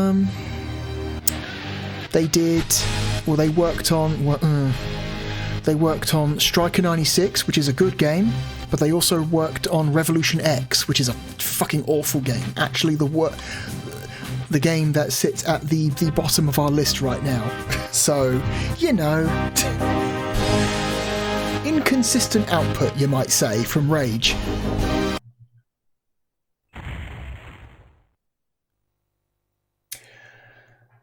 Okay, so Doom for the Saturn is a combination of Doom 1 or Ultimate Doom, which is a improved version of Doom 1. Has like more levels. Some of the levels have been tweaked to have more stuff. And Doom 2. Also, I don't know if you can tell, but this version of the game has a bug where all sound effects are only played through the left channel.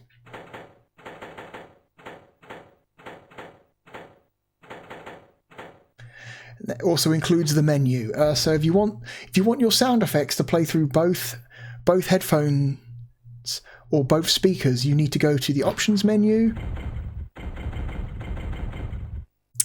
and select mono. There we go. That's real. That's, yeah. It's not a great start. Horrible sound bug, which causes all your sounds to come through just the left channel. Think they should have caught that, personally.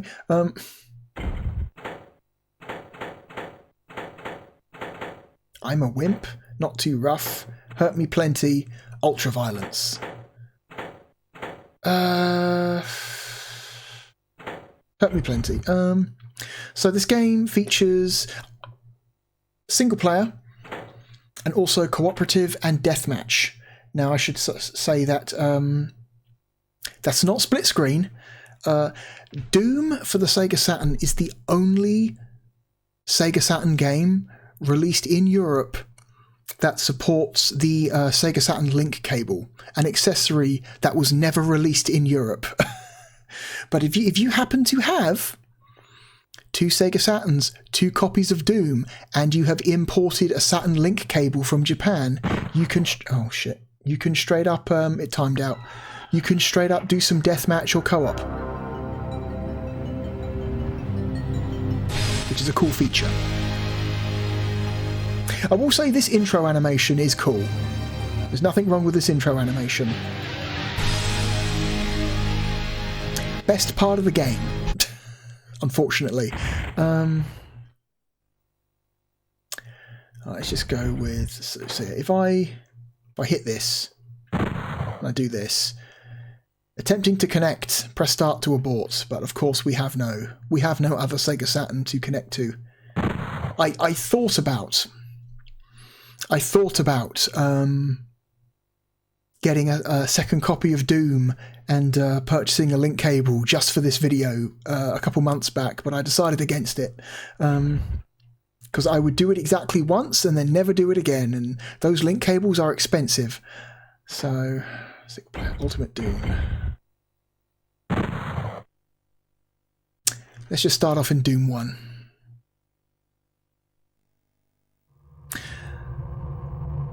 And yeah, here we go. This is the reason Doom for the Sega Saturn is terrible. It's fucking awful. Look at this frame rate. This has got to be about 10 frames a second. This game runs at about 10 frames a second. Oh boy. Oof. And it just... it doesn't look terrible, but it does run like shit, and it's just a bummer. Like, think of the other first-person shooters we've seen. Okay, games that are, like, visually a lot more complex looking than Doom. That run, you know, maybe they don't have perfectly smooth frame rates, but they're not 10 frames a second bad, you know. Exhumed runs a hell of a lot better than this, and is, like, visually a lot more ambitious. Gen War runs a lot better than this, you know.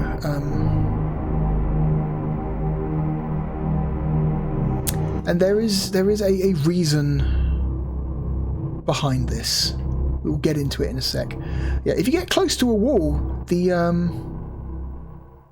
the frame rate becomes, like, playable for a second, because the game doesn't have to render very much at all. But the moment you turn the camera and you have to render anything more complex than a flat wall texture, the game just, like, just cannot render smoothly. It just can't do it.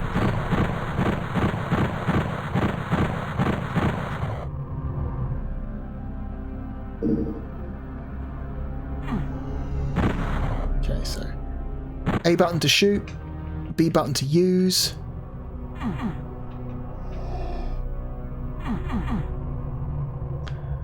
C button is the strafe button, which is silly because the left and right shoulder buttons are strafe buttons, so you shouldn't have to have a strafe toggle on the face buttons if you've already got dedicated strafe buttons on the controller, which is silly.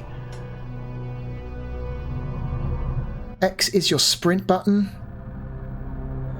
I think X is sprint.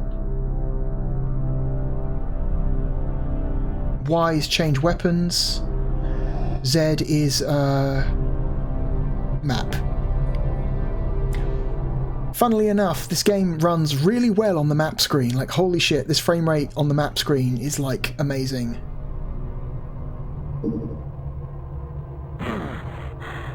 Whoop. Uh-oh.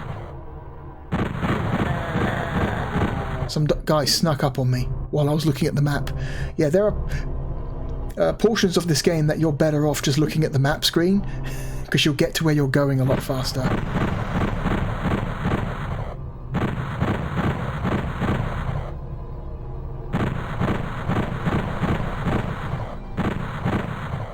Oh my god, there we go.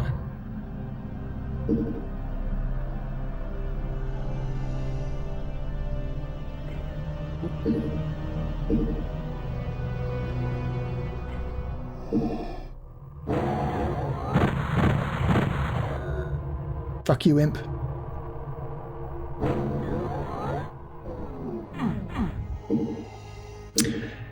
Yeah, this version of the game also features the quote-unquote horror music, which is also used in the PlayStation version of the game. This version of the soundtrack is unique to the Saturn and PlayStation versions of Doom. No other versions of the game use it. It's not the soundtrack I prefer. Obviously, I prefer the classic heavy metal inspired MIDI music from the original PC version. That is the true Doom music. That's the version of the music you want. Hang on, we're going to go back and get the shotgun, don't worry.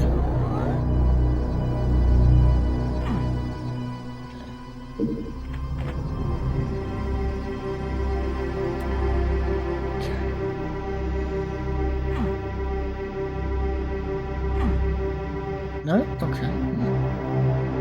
A bit further.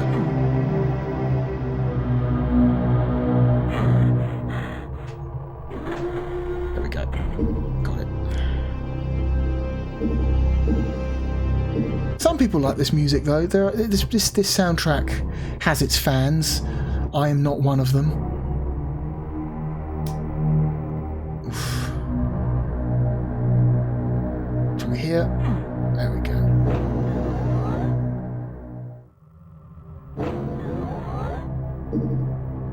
There is a modified ROM of Saturn Doom out there that replaces the soundtrack with the classic music, which is funny, which you can do if you ever you have a Saru or a Saturn Kai cartridge.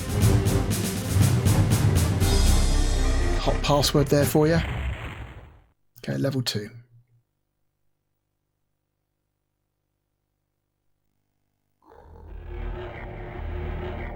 Okay.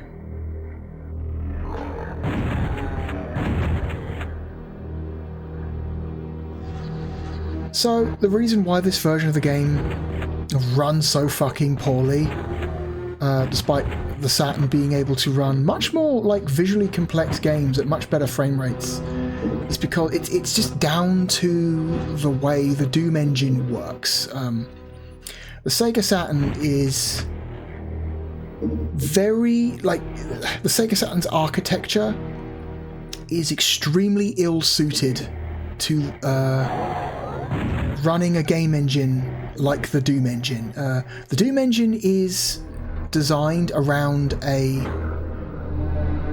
hardware environment that has a very fast single CPU, like a PC. We had a similar discussion when we were playing Exhumed, and why the Saturn version of Exhumed is so different to the PC version of Exhumed, and that's because in that video I mentioned that the original version of Exhumed for the PC runs on the build engine, which is, like the Doom engine, reliant on an extremely fast single CPU in order to run well.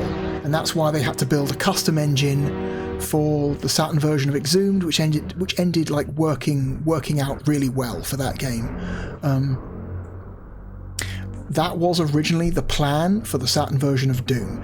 Apparently Rage Software knew this would be an issue and had plans to basically create a custom variant of the Doom engine specifically for the Saturn, so it could better take advantage of the way the Sega Saturn architecture is implemented. Because the Saturn, instead of having a single high-power CPU, has twin CPUs, which by themselves are not the fastest. The Saturn splits its tasks up between 4 separate chips, 2 CPUs and two video chips. And the Saturn is at its best when it's working with a game that is dividing its tasks as evenly as possible between all 4 chips.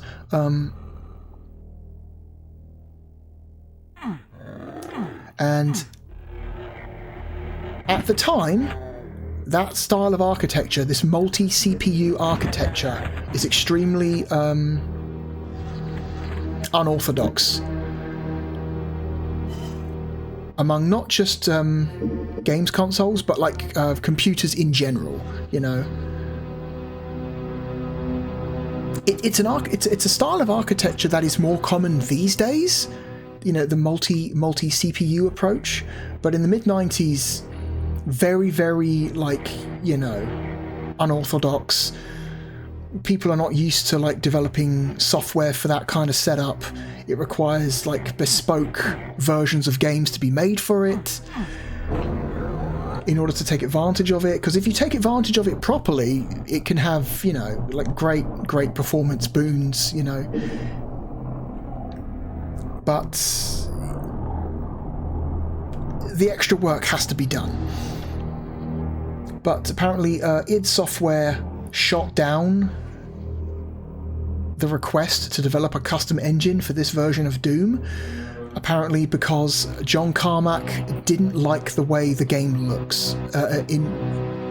Apparently John Carmack has like an extreme like aversion to texture warp, which was very common in 3D games of this era, and one of the advantages of rendering Doom entirely with the CPUs, well, almost entirely with just the CPUs in the Saturn, means that there's no texture warp. And he decided at the time that he preferred no texture warp to a good frame rate, which is a decision he has regretted since, in the years since. But at the time, he was like, I don't care if the frame rate's bad. I don't want texture warp, so fuck your custom engine. It's like, oh no. I picked up the key, didn't I? So at least that's the version of events that has been recorded.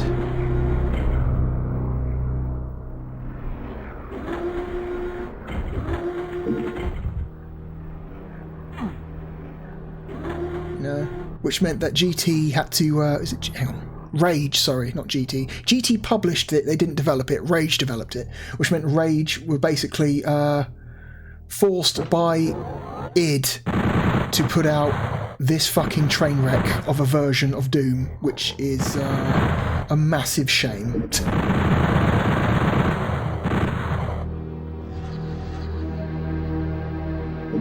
Just because John Carmack had had a really, really strong reaction to the possibility of his game having texture warp. Very silly.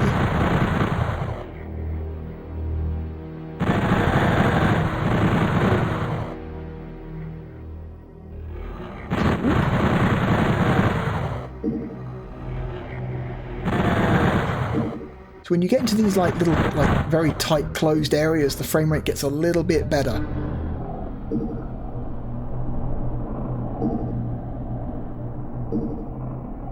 Not that much better, but a little bit better.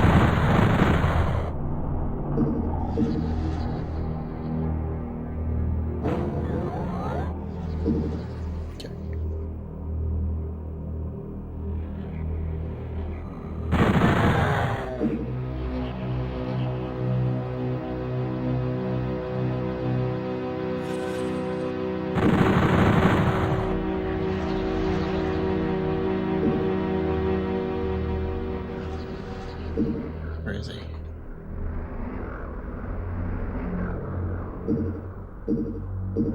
We're going to go in from this direction. Okay.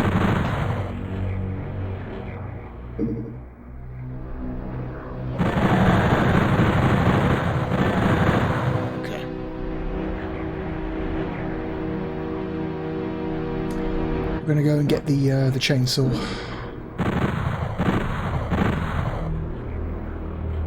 Is it this wall? It's this wall. Okay. I always forget where this secret is.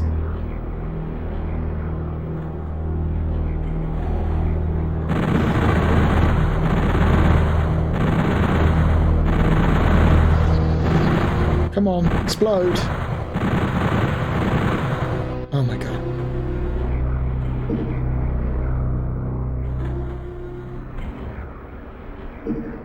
Take out the imp. Yeah, it did. Okay, but wasn't sure if there was another imp in there, or if it was just the one on this difficulty level. Okay, now we have the chainsaw. Let's find some meat.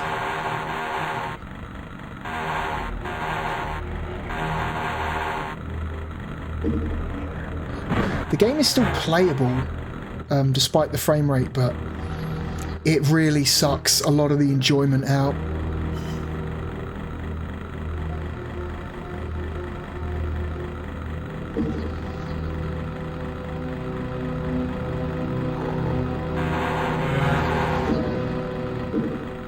Okay. Can we have that, please? There we go.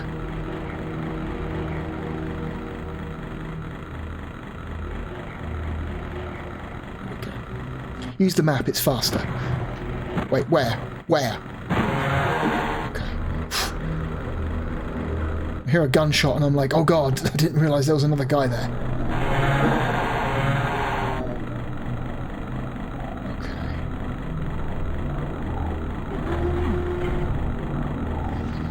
where the imp was. Nothing there I can pick up.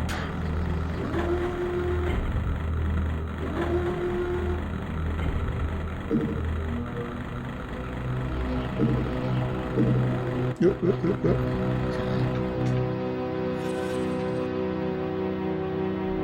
Let's not take the elevator. Instead, let's go in here.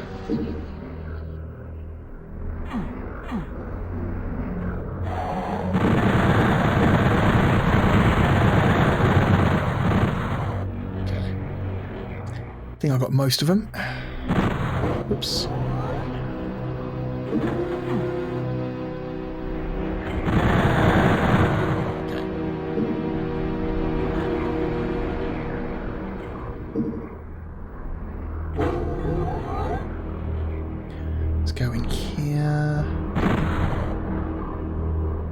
I think it speaks to the strength of Doom's game design that you can have a version that runs this poorly and still have some fun. Like there are a lot of really bad ports of Doom out there, you know, but all of them are still at least a little bit fun, you know?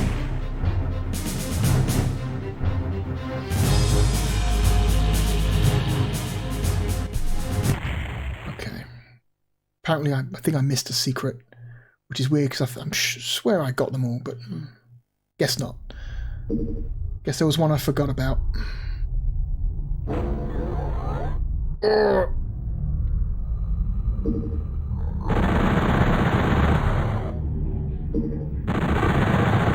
Okay. Oh Jesus Christ! This room suffers terribly. This is. Ooh. As the rooms get bigger and have like more complexity, the frame rate dies even harder, and it's just there are certain areas of the game that just run like shit.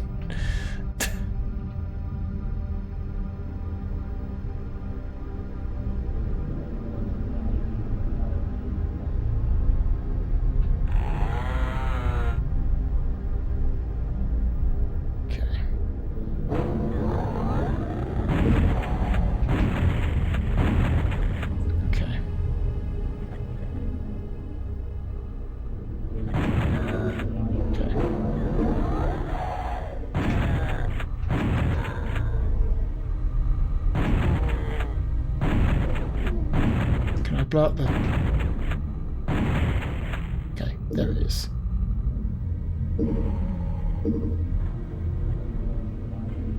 Okay.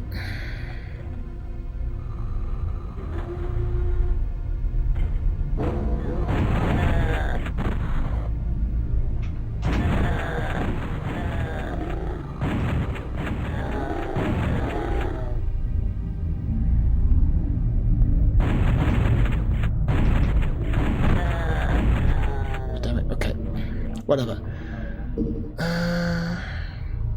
you want to go in here? Yeah, we'll go. We'll go in here. Oh, there's a dude in here. Okay. Didn't realise there was another dude.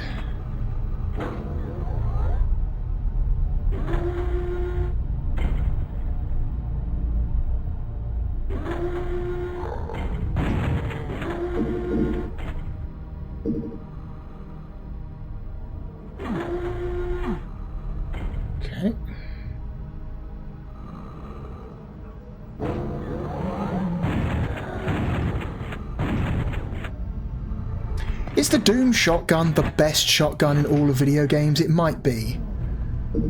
I struggle to think of a single shotgun in any first-person shooter more satisfying than the Doom 1 shotgun.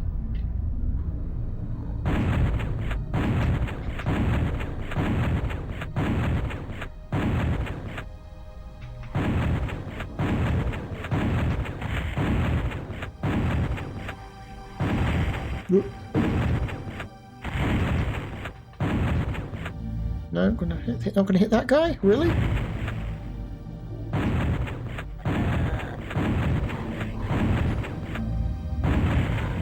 Okay, finally. Jesus.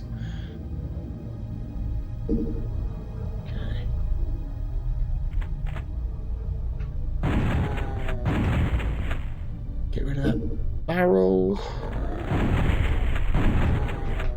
Okay.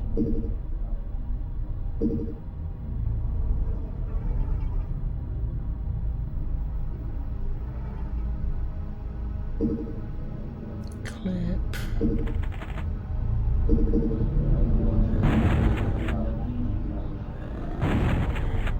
Okay. Switch to the minigun. Watch this wall.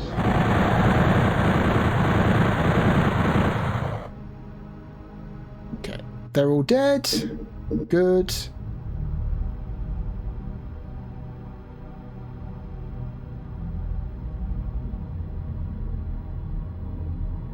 Okay. There is a way to get up there. See if I remember how to do it. Okay.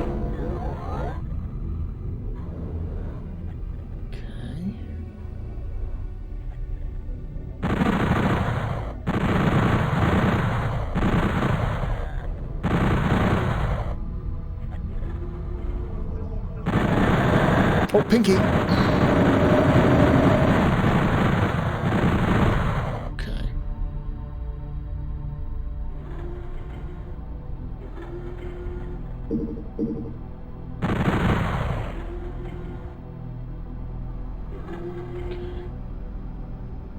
Switch back to the shotgun.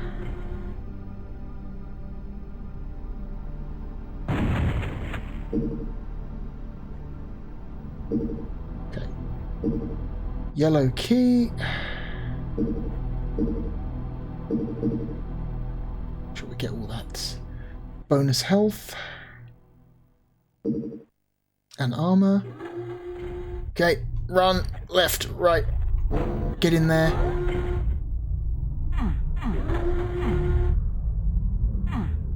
Is there a Pinky in here? No, just a shitload of imps.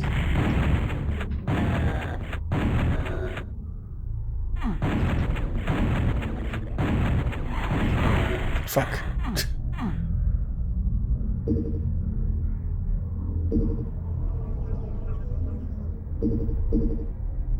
Okay. Get that 200 health. Nice. Okay, where's... Just... Get the rocket launcher.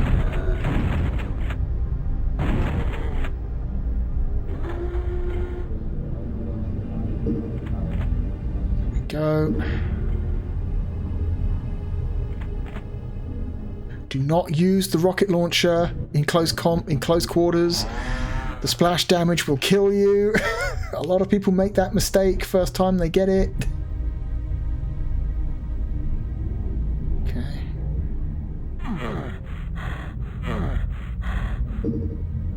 Okay.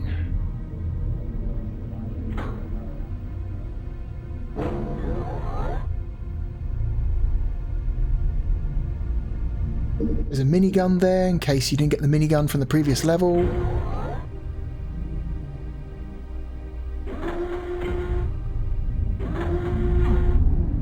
Okay.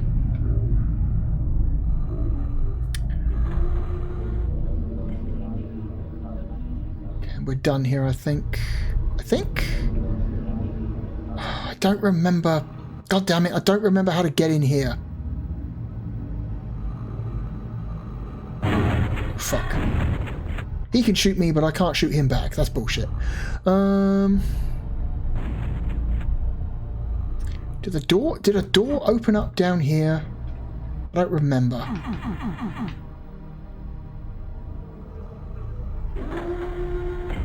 No, don't think so. Nope. Well, whatever, we'll leave that. We'll leave that for now. Oh. Back into the big room where the frame rate is horrific. Oh god. It hurts.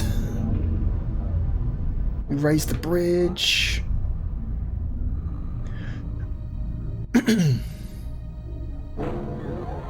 Oh god. Okay, yeah, we found it. Here we are. Bad. Bad. Very bad. Pinky.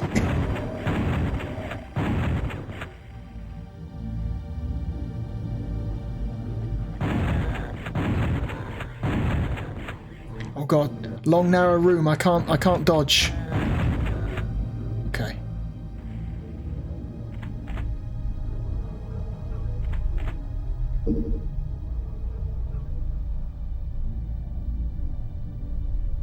Okay. We dealt with it though, it's fine. Whoop. Nothing in there. Nothing in there. Okay, we're going to come back to here in a minute, but first I want to go... Whoa.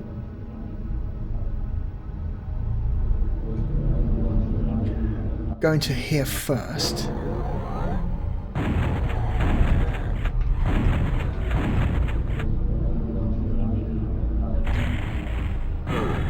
Shit, motherfucker. Okay.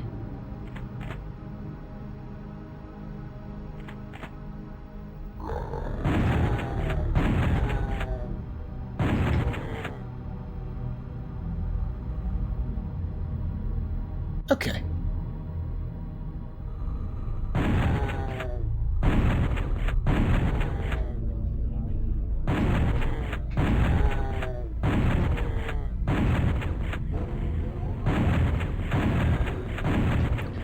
Managed to somehow get that barrel up there.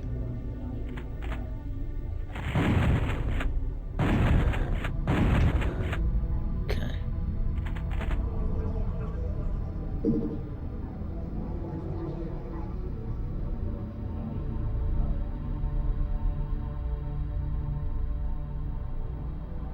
I swear there's a secret entrance into this room.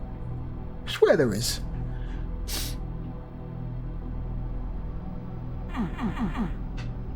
I swear there's like another door that opens up here.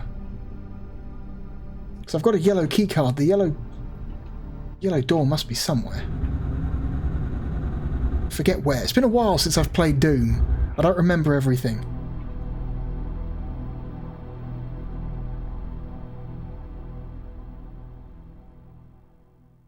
God damn it. Maybe it's triggered by... No. Let's grab this stuff.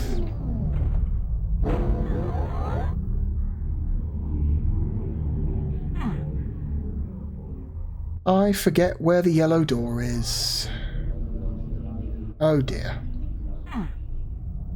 Doesn't matter, not really. Anyway. Oh! Just watch the frame rate get noticeably much worse when the game realizes it has to load, it has to render a big room. Okay.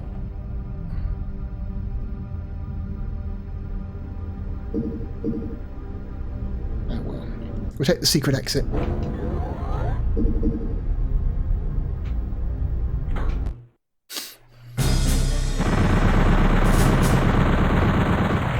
Yeah, missed a secret, missed some kills, missed some items. Yeah, there's more to that level than I remember. I mean, there has to be. I picked up a yellow key. There has to be a yellow door if there's a yellow key. Oh god, look.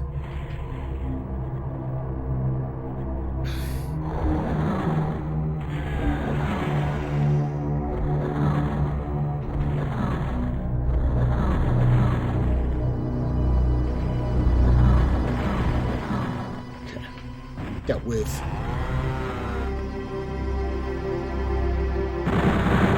Okay.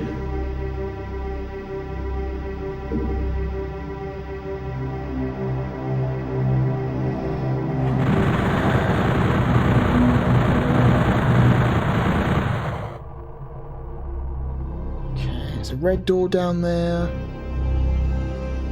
It's a yellow key. Pentagram, rocket launcher if you missed it the last time. Oh god. Pinkies.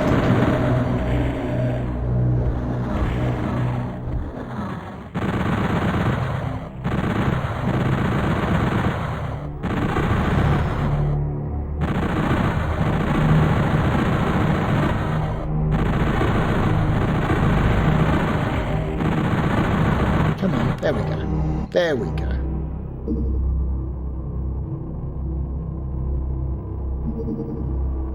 Berserk.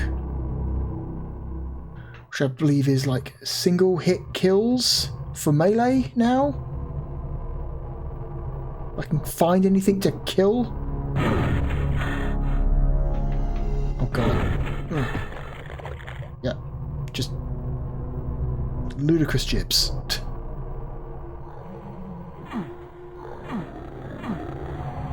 It's a really bad idea. Oh god.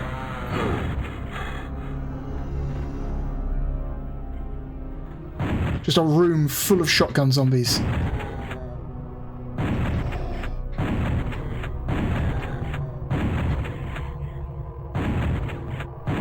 Come on now. There we go.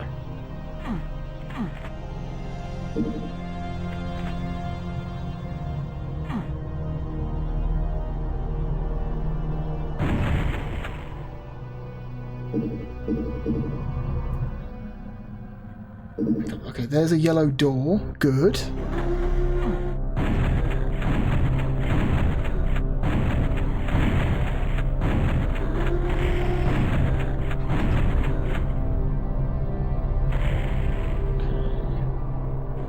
Sprint across the acid. That lowers. These, do they go up again, or is that it? That might be it. Oh my god.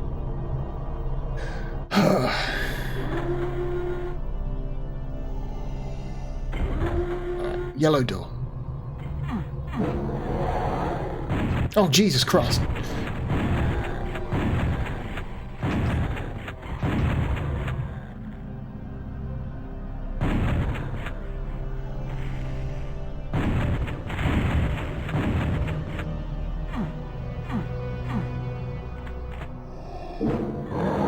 Whoop.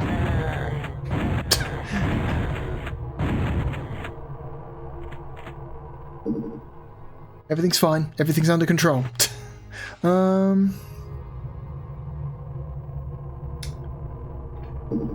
I'll finish this level and then I'll load up some Doom 2.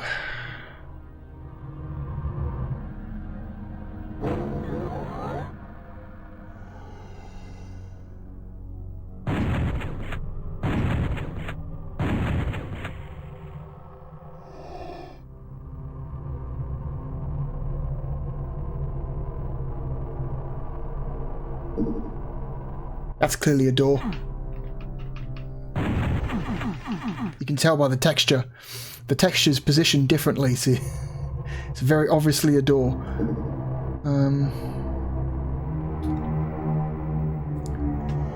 Where are we?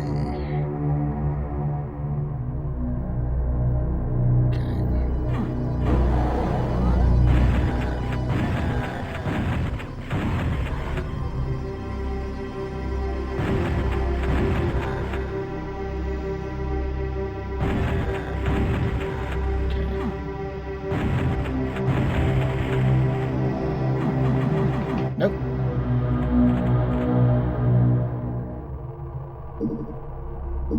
Why are there just a bunch of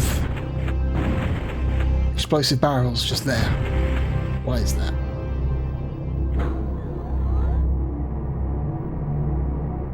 Oh, I just let out some pinkies. Good.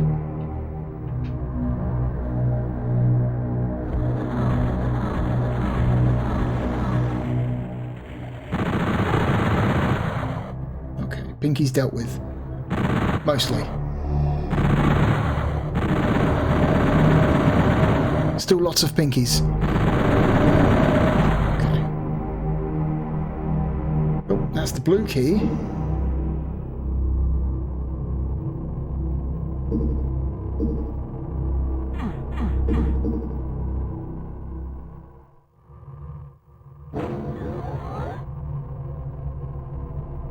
This is a room we've already been in.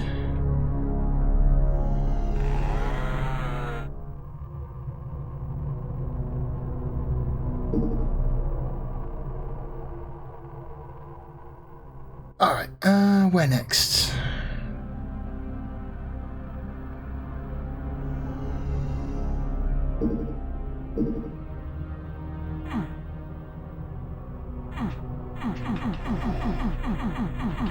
Okay, that's the entrance, I think. Yeah, that's the entrance. Oh, this one.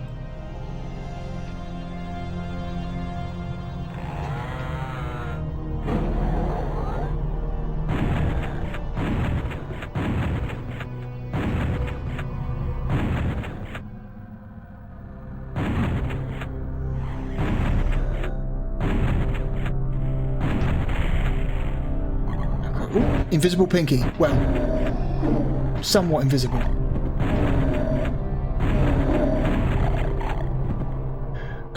Again, not true transparency. Did the transparency on the invisible enemies.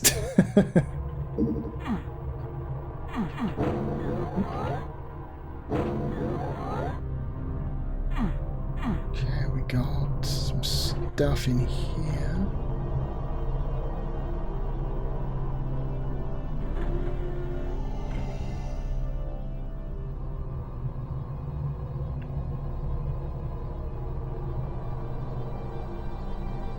Time for this. Go! Okay, we got it. We made it. And then we've already got the chainsaw, so we can run across to that. Run across to that. We can make small gaps if we run. Oof, I want this. This is what I want. There we go. Full ammo on basically, well, not everything, but a lot of ammo, okay? A lot of ammo.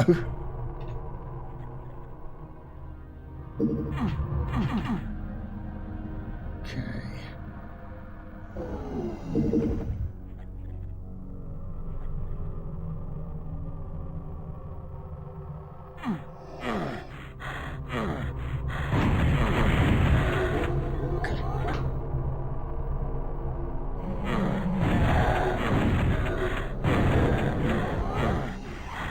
Have to go. Oh god. Let me out.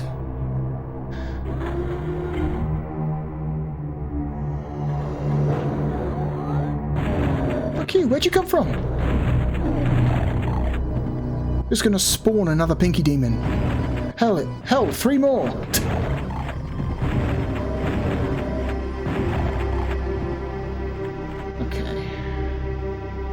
There's probably more to find in this level, but fuck it. Don't want to do it anymore. Okay. Yeah, only 50% of the secrets were found. Anyway, let's quit out of Doom 1 and play a little of Doom 2.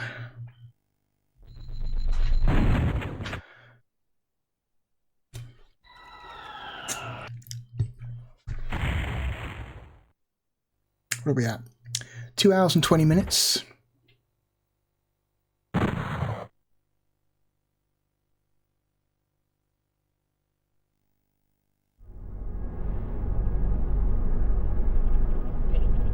Oof.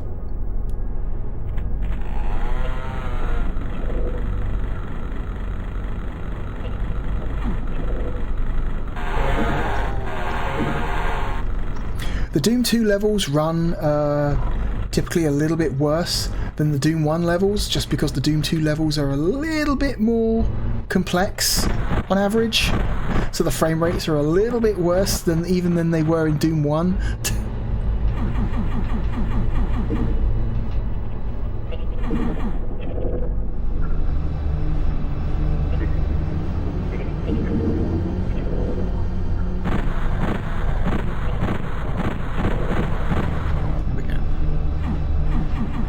Not a door, okay.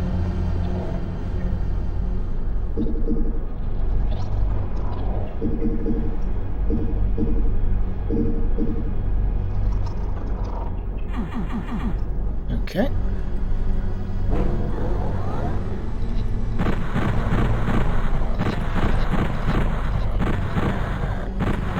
Okay. Oh, Jesus.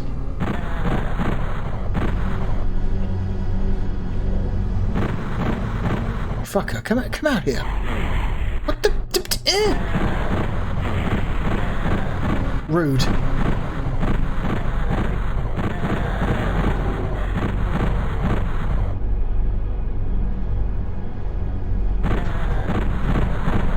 There we go.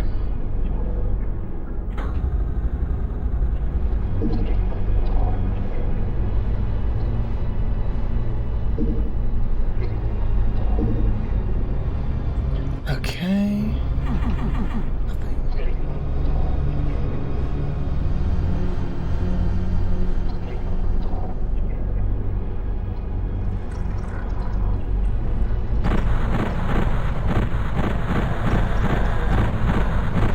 Take care of that guy. The dude in here.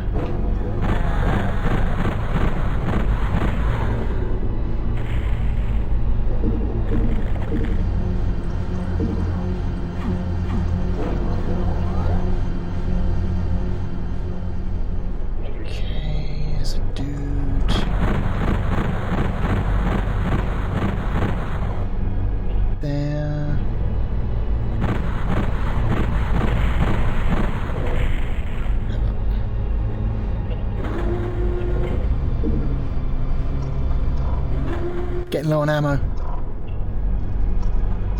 It's a problem. Forget where the door to the outside is. Uh-oh. I used to know this. I used to know this, but now I don't know it anymore. Oh, there.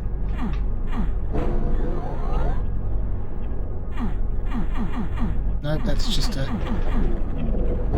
That's not useful. Damn. Oh well. Whatever, let's move on.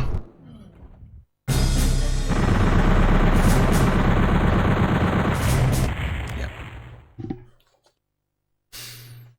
Again, my memory around the secrets of Doom 2 is a lot worse than it used to be.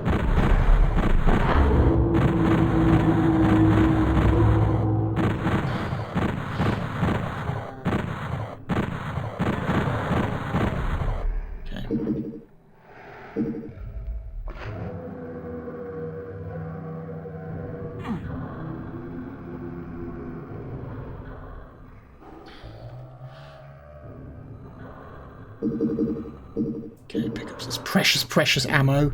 Oh god, I need more ammo. I need another gun.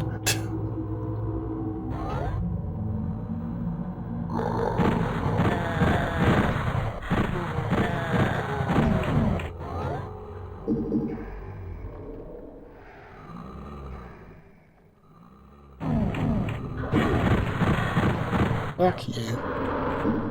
We've got a shotgun at least.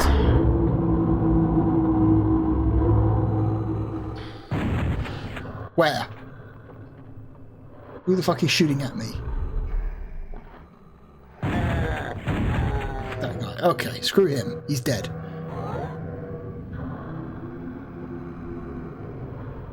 Okay, we've opened up one side. Fuck.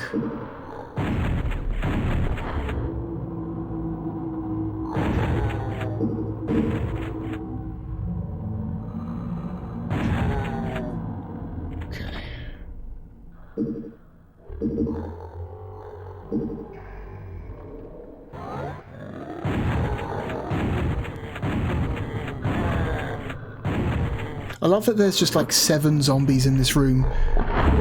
8, I guess. Staring at monitors. 9, 10, 11. Because that's what they were doing. They were standing here staring at these computer screens. Well, I mean, they're intelligent enough to use guns, right? So I guess that means they're intelligent enough to use computers, maybe? Okay, really don't want to use super shotgun when we have very little ammo. Oh my god.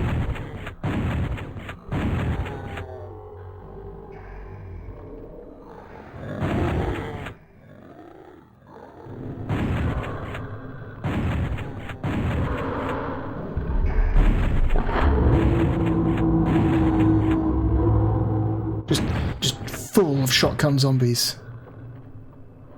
Oh my god. So many. So many shotgun zombies.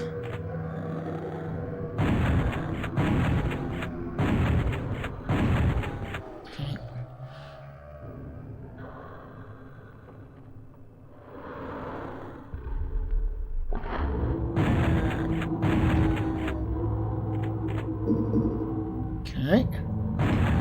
Like that guy.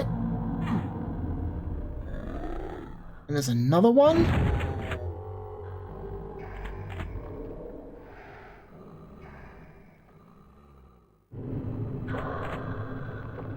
So the way we get, oh god, another one.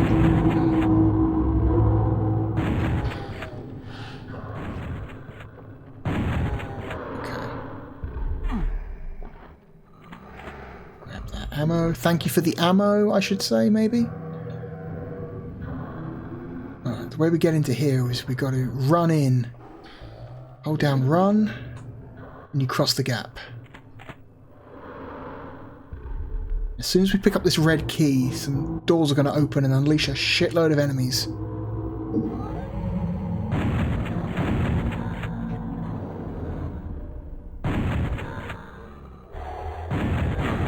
Ugh.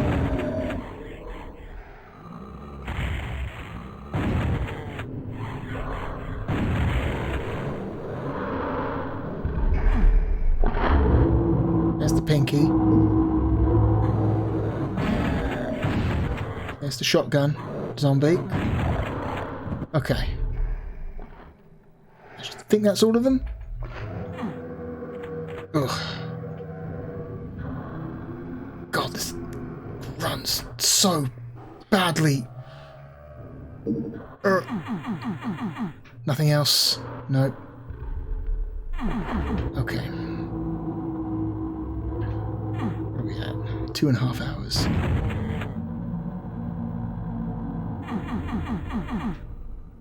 Okay.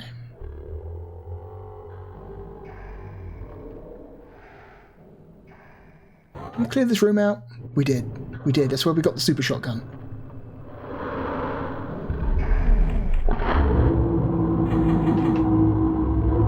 I will say the background track for this level is quite spooky.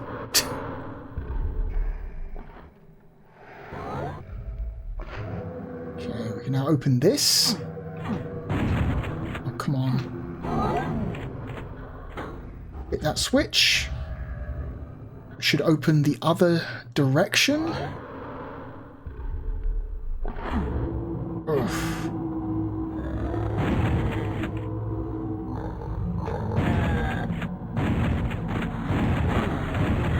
Okay.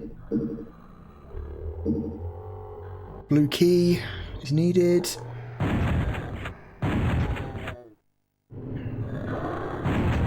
Okay.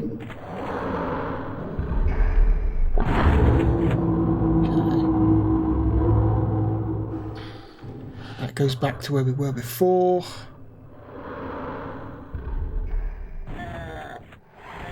Enemies are fighting amongst each other, which is good.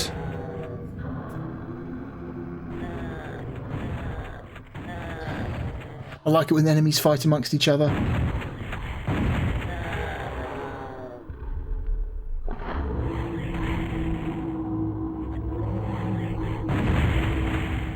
Okay. Get rid of that.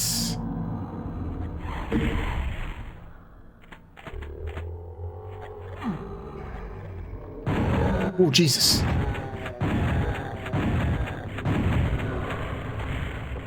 Oh, God. Don't start a chain reaction. Okay.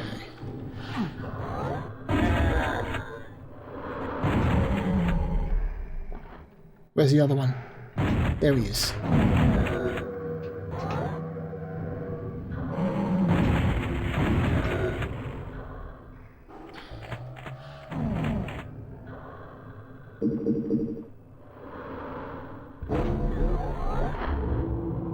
Takes us back up here, which is good. Which means we can now open this door. to the exit. Fucked. You can all get fucked. I'm out.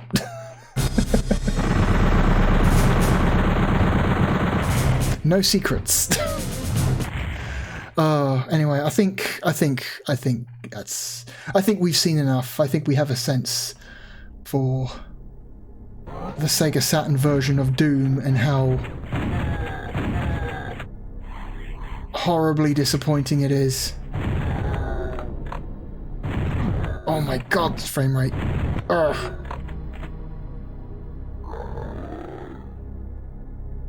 Let me just... Where?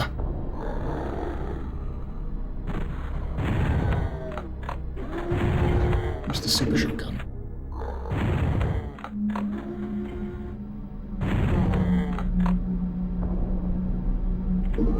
Okay. 200 armor.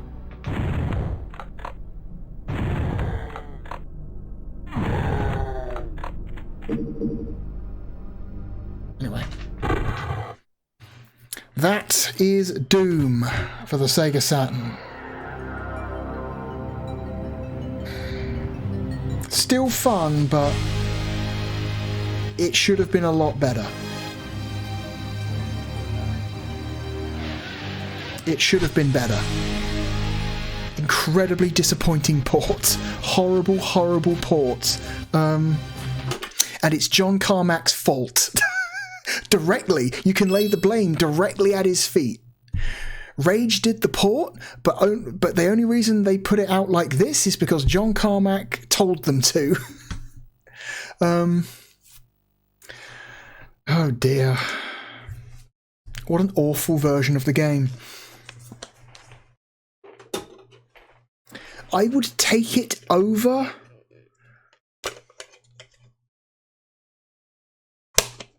the Super Nintendo version, but only just. Only just. Oh, this one. There we go. So where are we going to put Doom?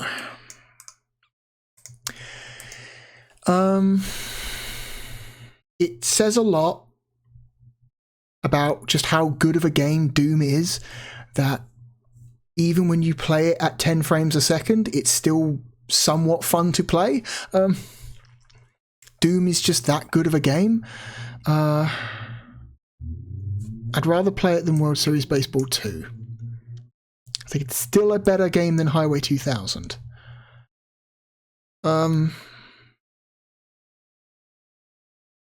Similar situation you could say to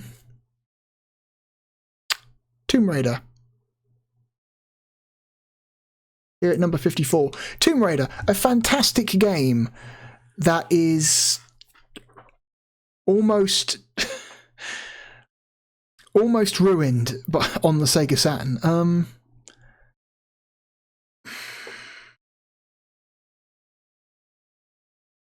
It's a better game than Wing Arms. It's better than Street Fighter the movie. I would rather play... The Saturn version of Wipeout is a more enjoyable experience than the Saturn version of Doom.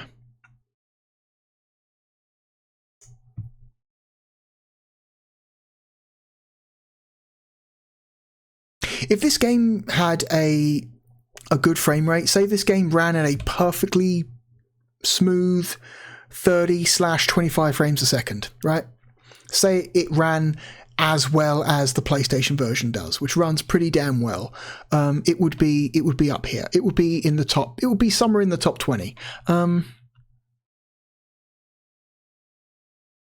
Easy. But the frame rate really sucks a lot of the enjoyment out of this game. I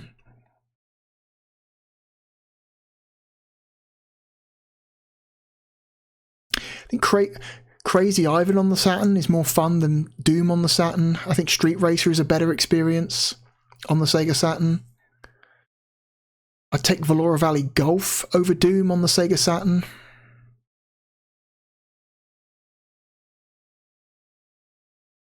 I'd rather play Saturn Doom than Earthworm Jim 2.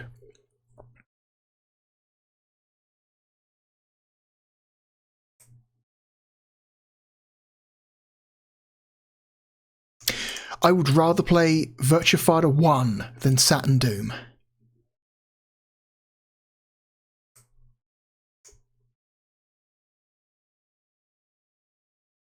I'd rather play Striker 96 than Saturn Doom.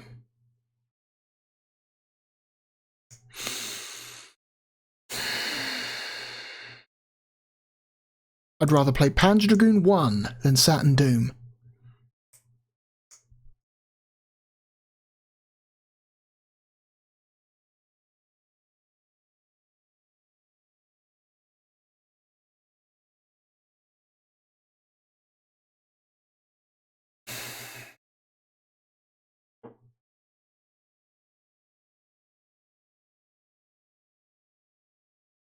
I'd rather play Thunderhawk 2 than Saturn Doom.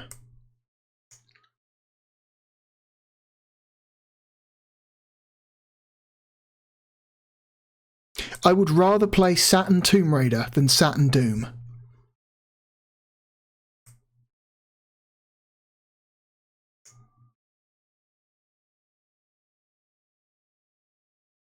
Saturn Doom is still better than Gex.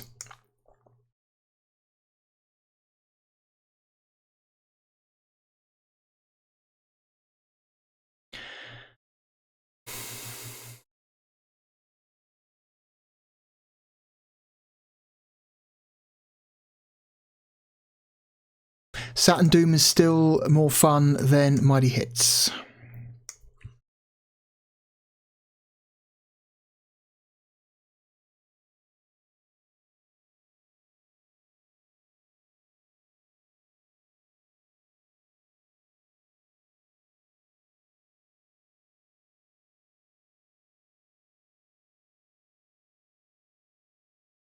I would rather play Saturn Doom than Ultimate Mortal Kombat 3. I would rather play a shit port of Doom than a good port of UMK3.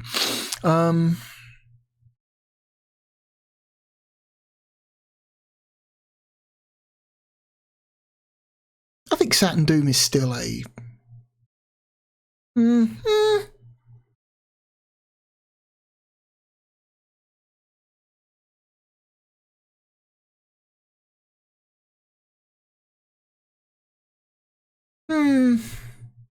No, I'm going to say Saturn Doom is still a more enjoyable experience than Shockwave Assault, which puts it right under Tomb Raider, actually. I called that. Birds of a feather flock together. The terrible, terrible ports of the terrible, terrible Sega Saturn versions of Tomb Raider and Doom. Right next to each other on the list. Oh boy, yeah. A little higher than I was expecting it to go, because this is such a terrible, terrible version of Doom. But Doom is such a well-designed game that even when it runs poorly, you can still have a decent amount of fun. But yeah, this is a bummer. One of the worst official ports of Doom ever released, and one of the most disappointing. Oof. Anyway, that is it for this week. Next week, we've got a very, very special game coming up. A very special game. A game that I spent a significant amount of money purchasing a special controller for.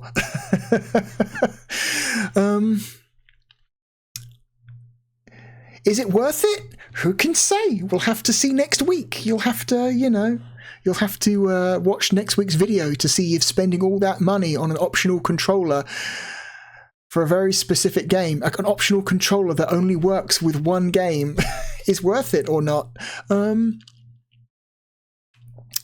We're playing how would you describe it?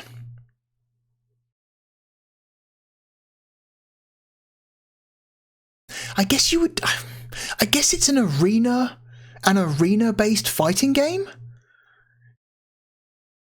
It might actually be the original arena-based fighting game. We're playing a generic racing game from EA, and a much improved sequel to a fighting game that we've already played. I hope you're looking forward to that. I certainly am. And I shall hopefully see you next week. Anyway, as always, my name is therealbluedragon. Thank you for joining me. Goodbye.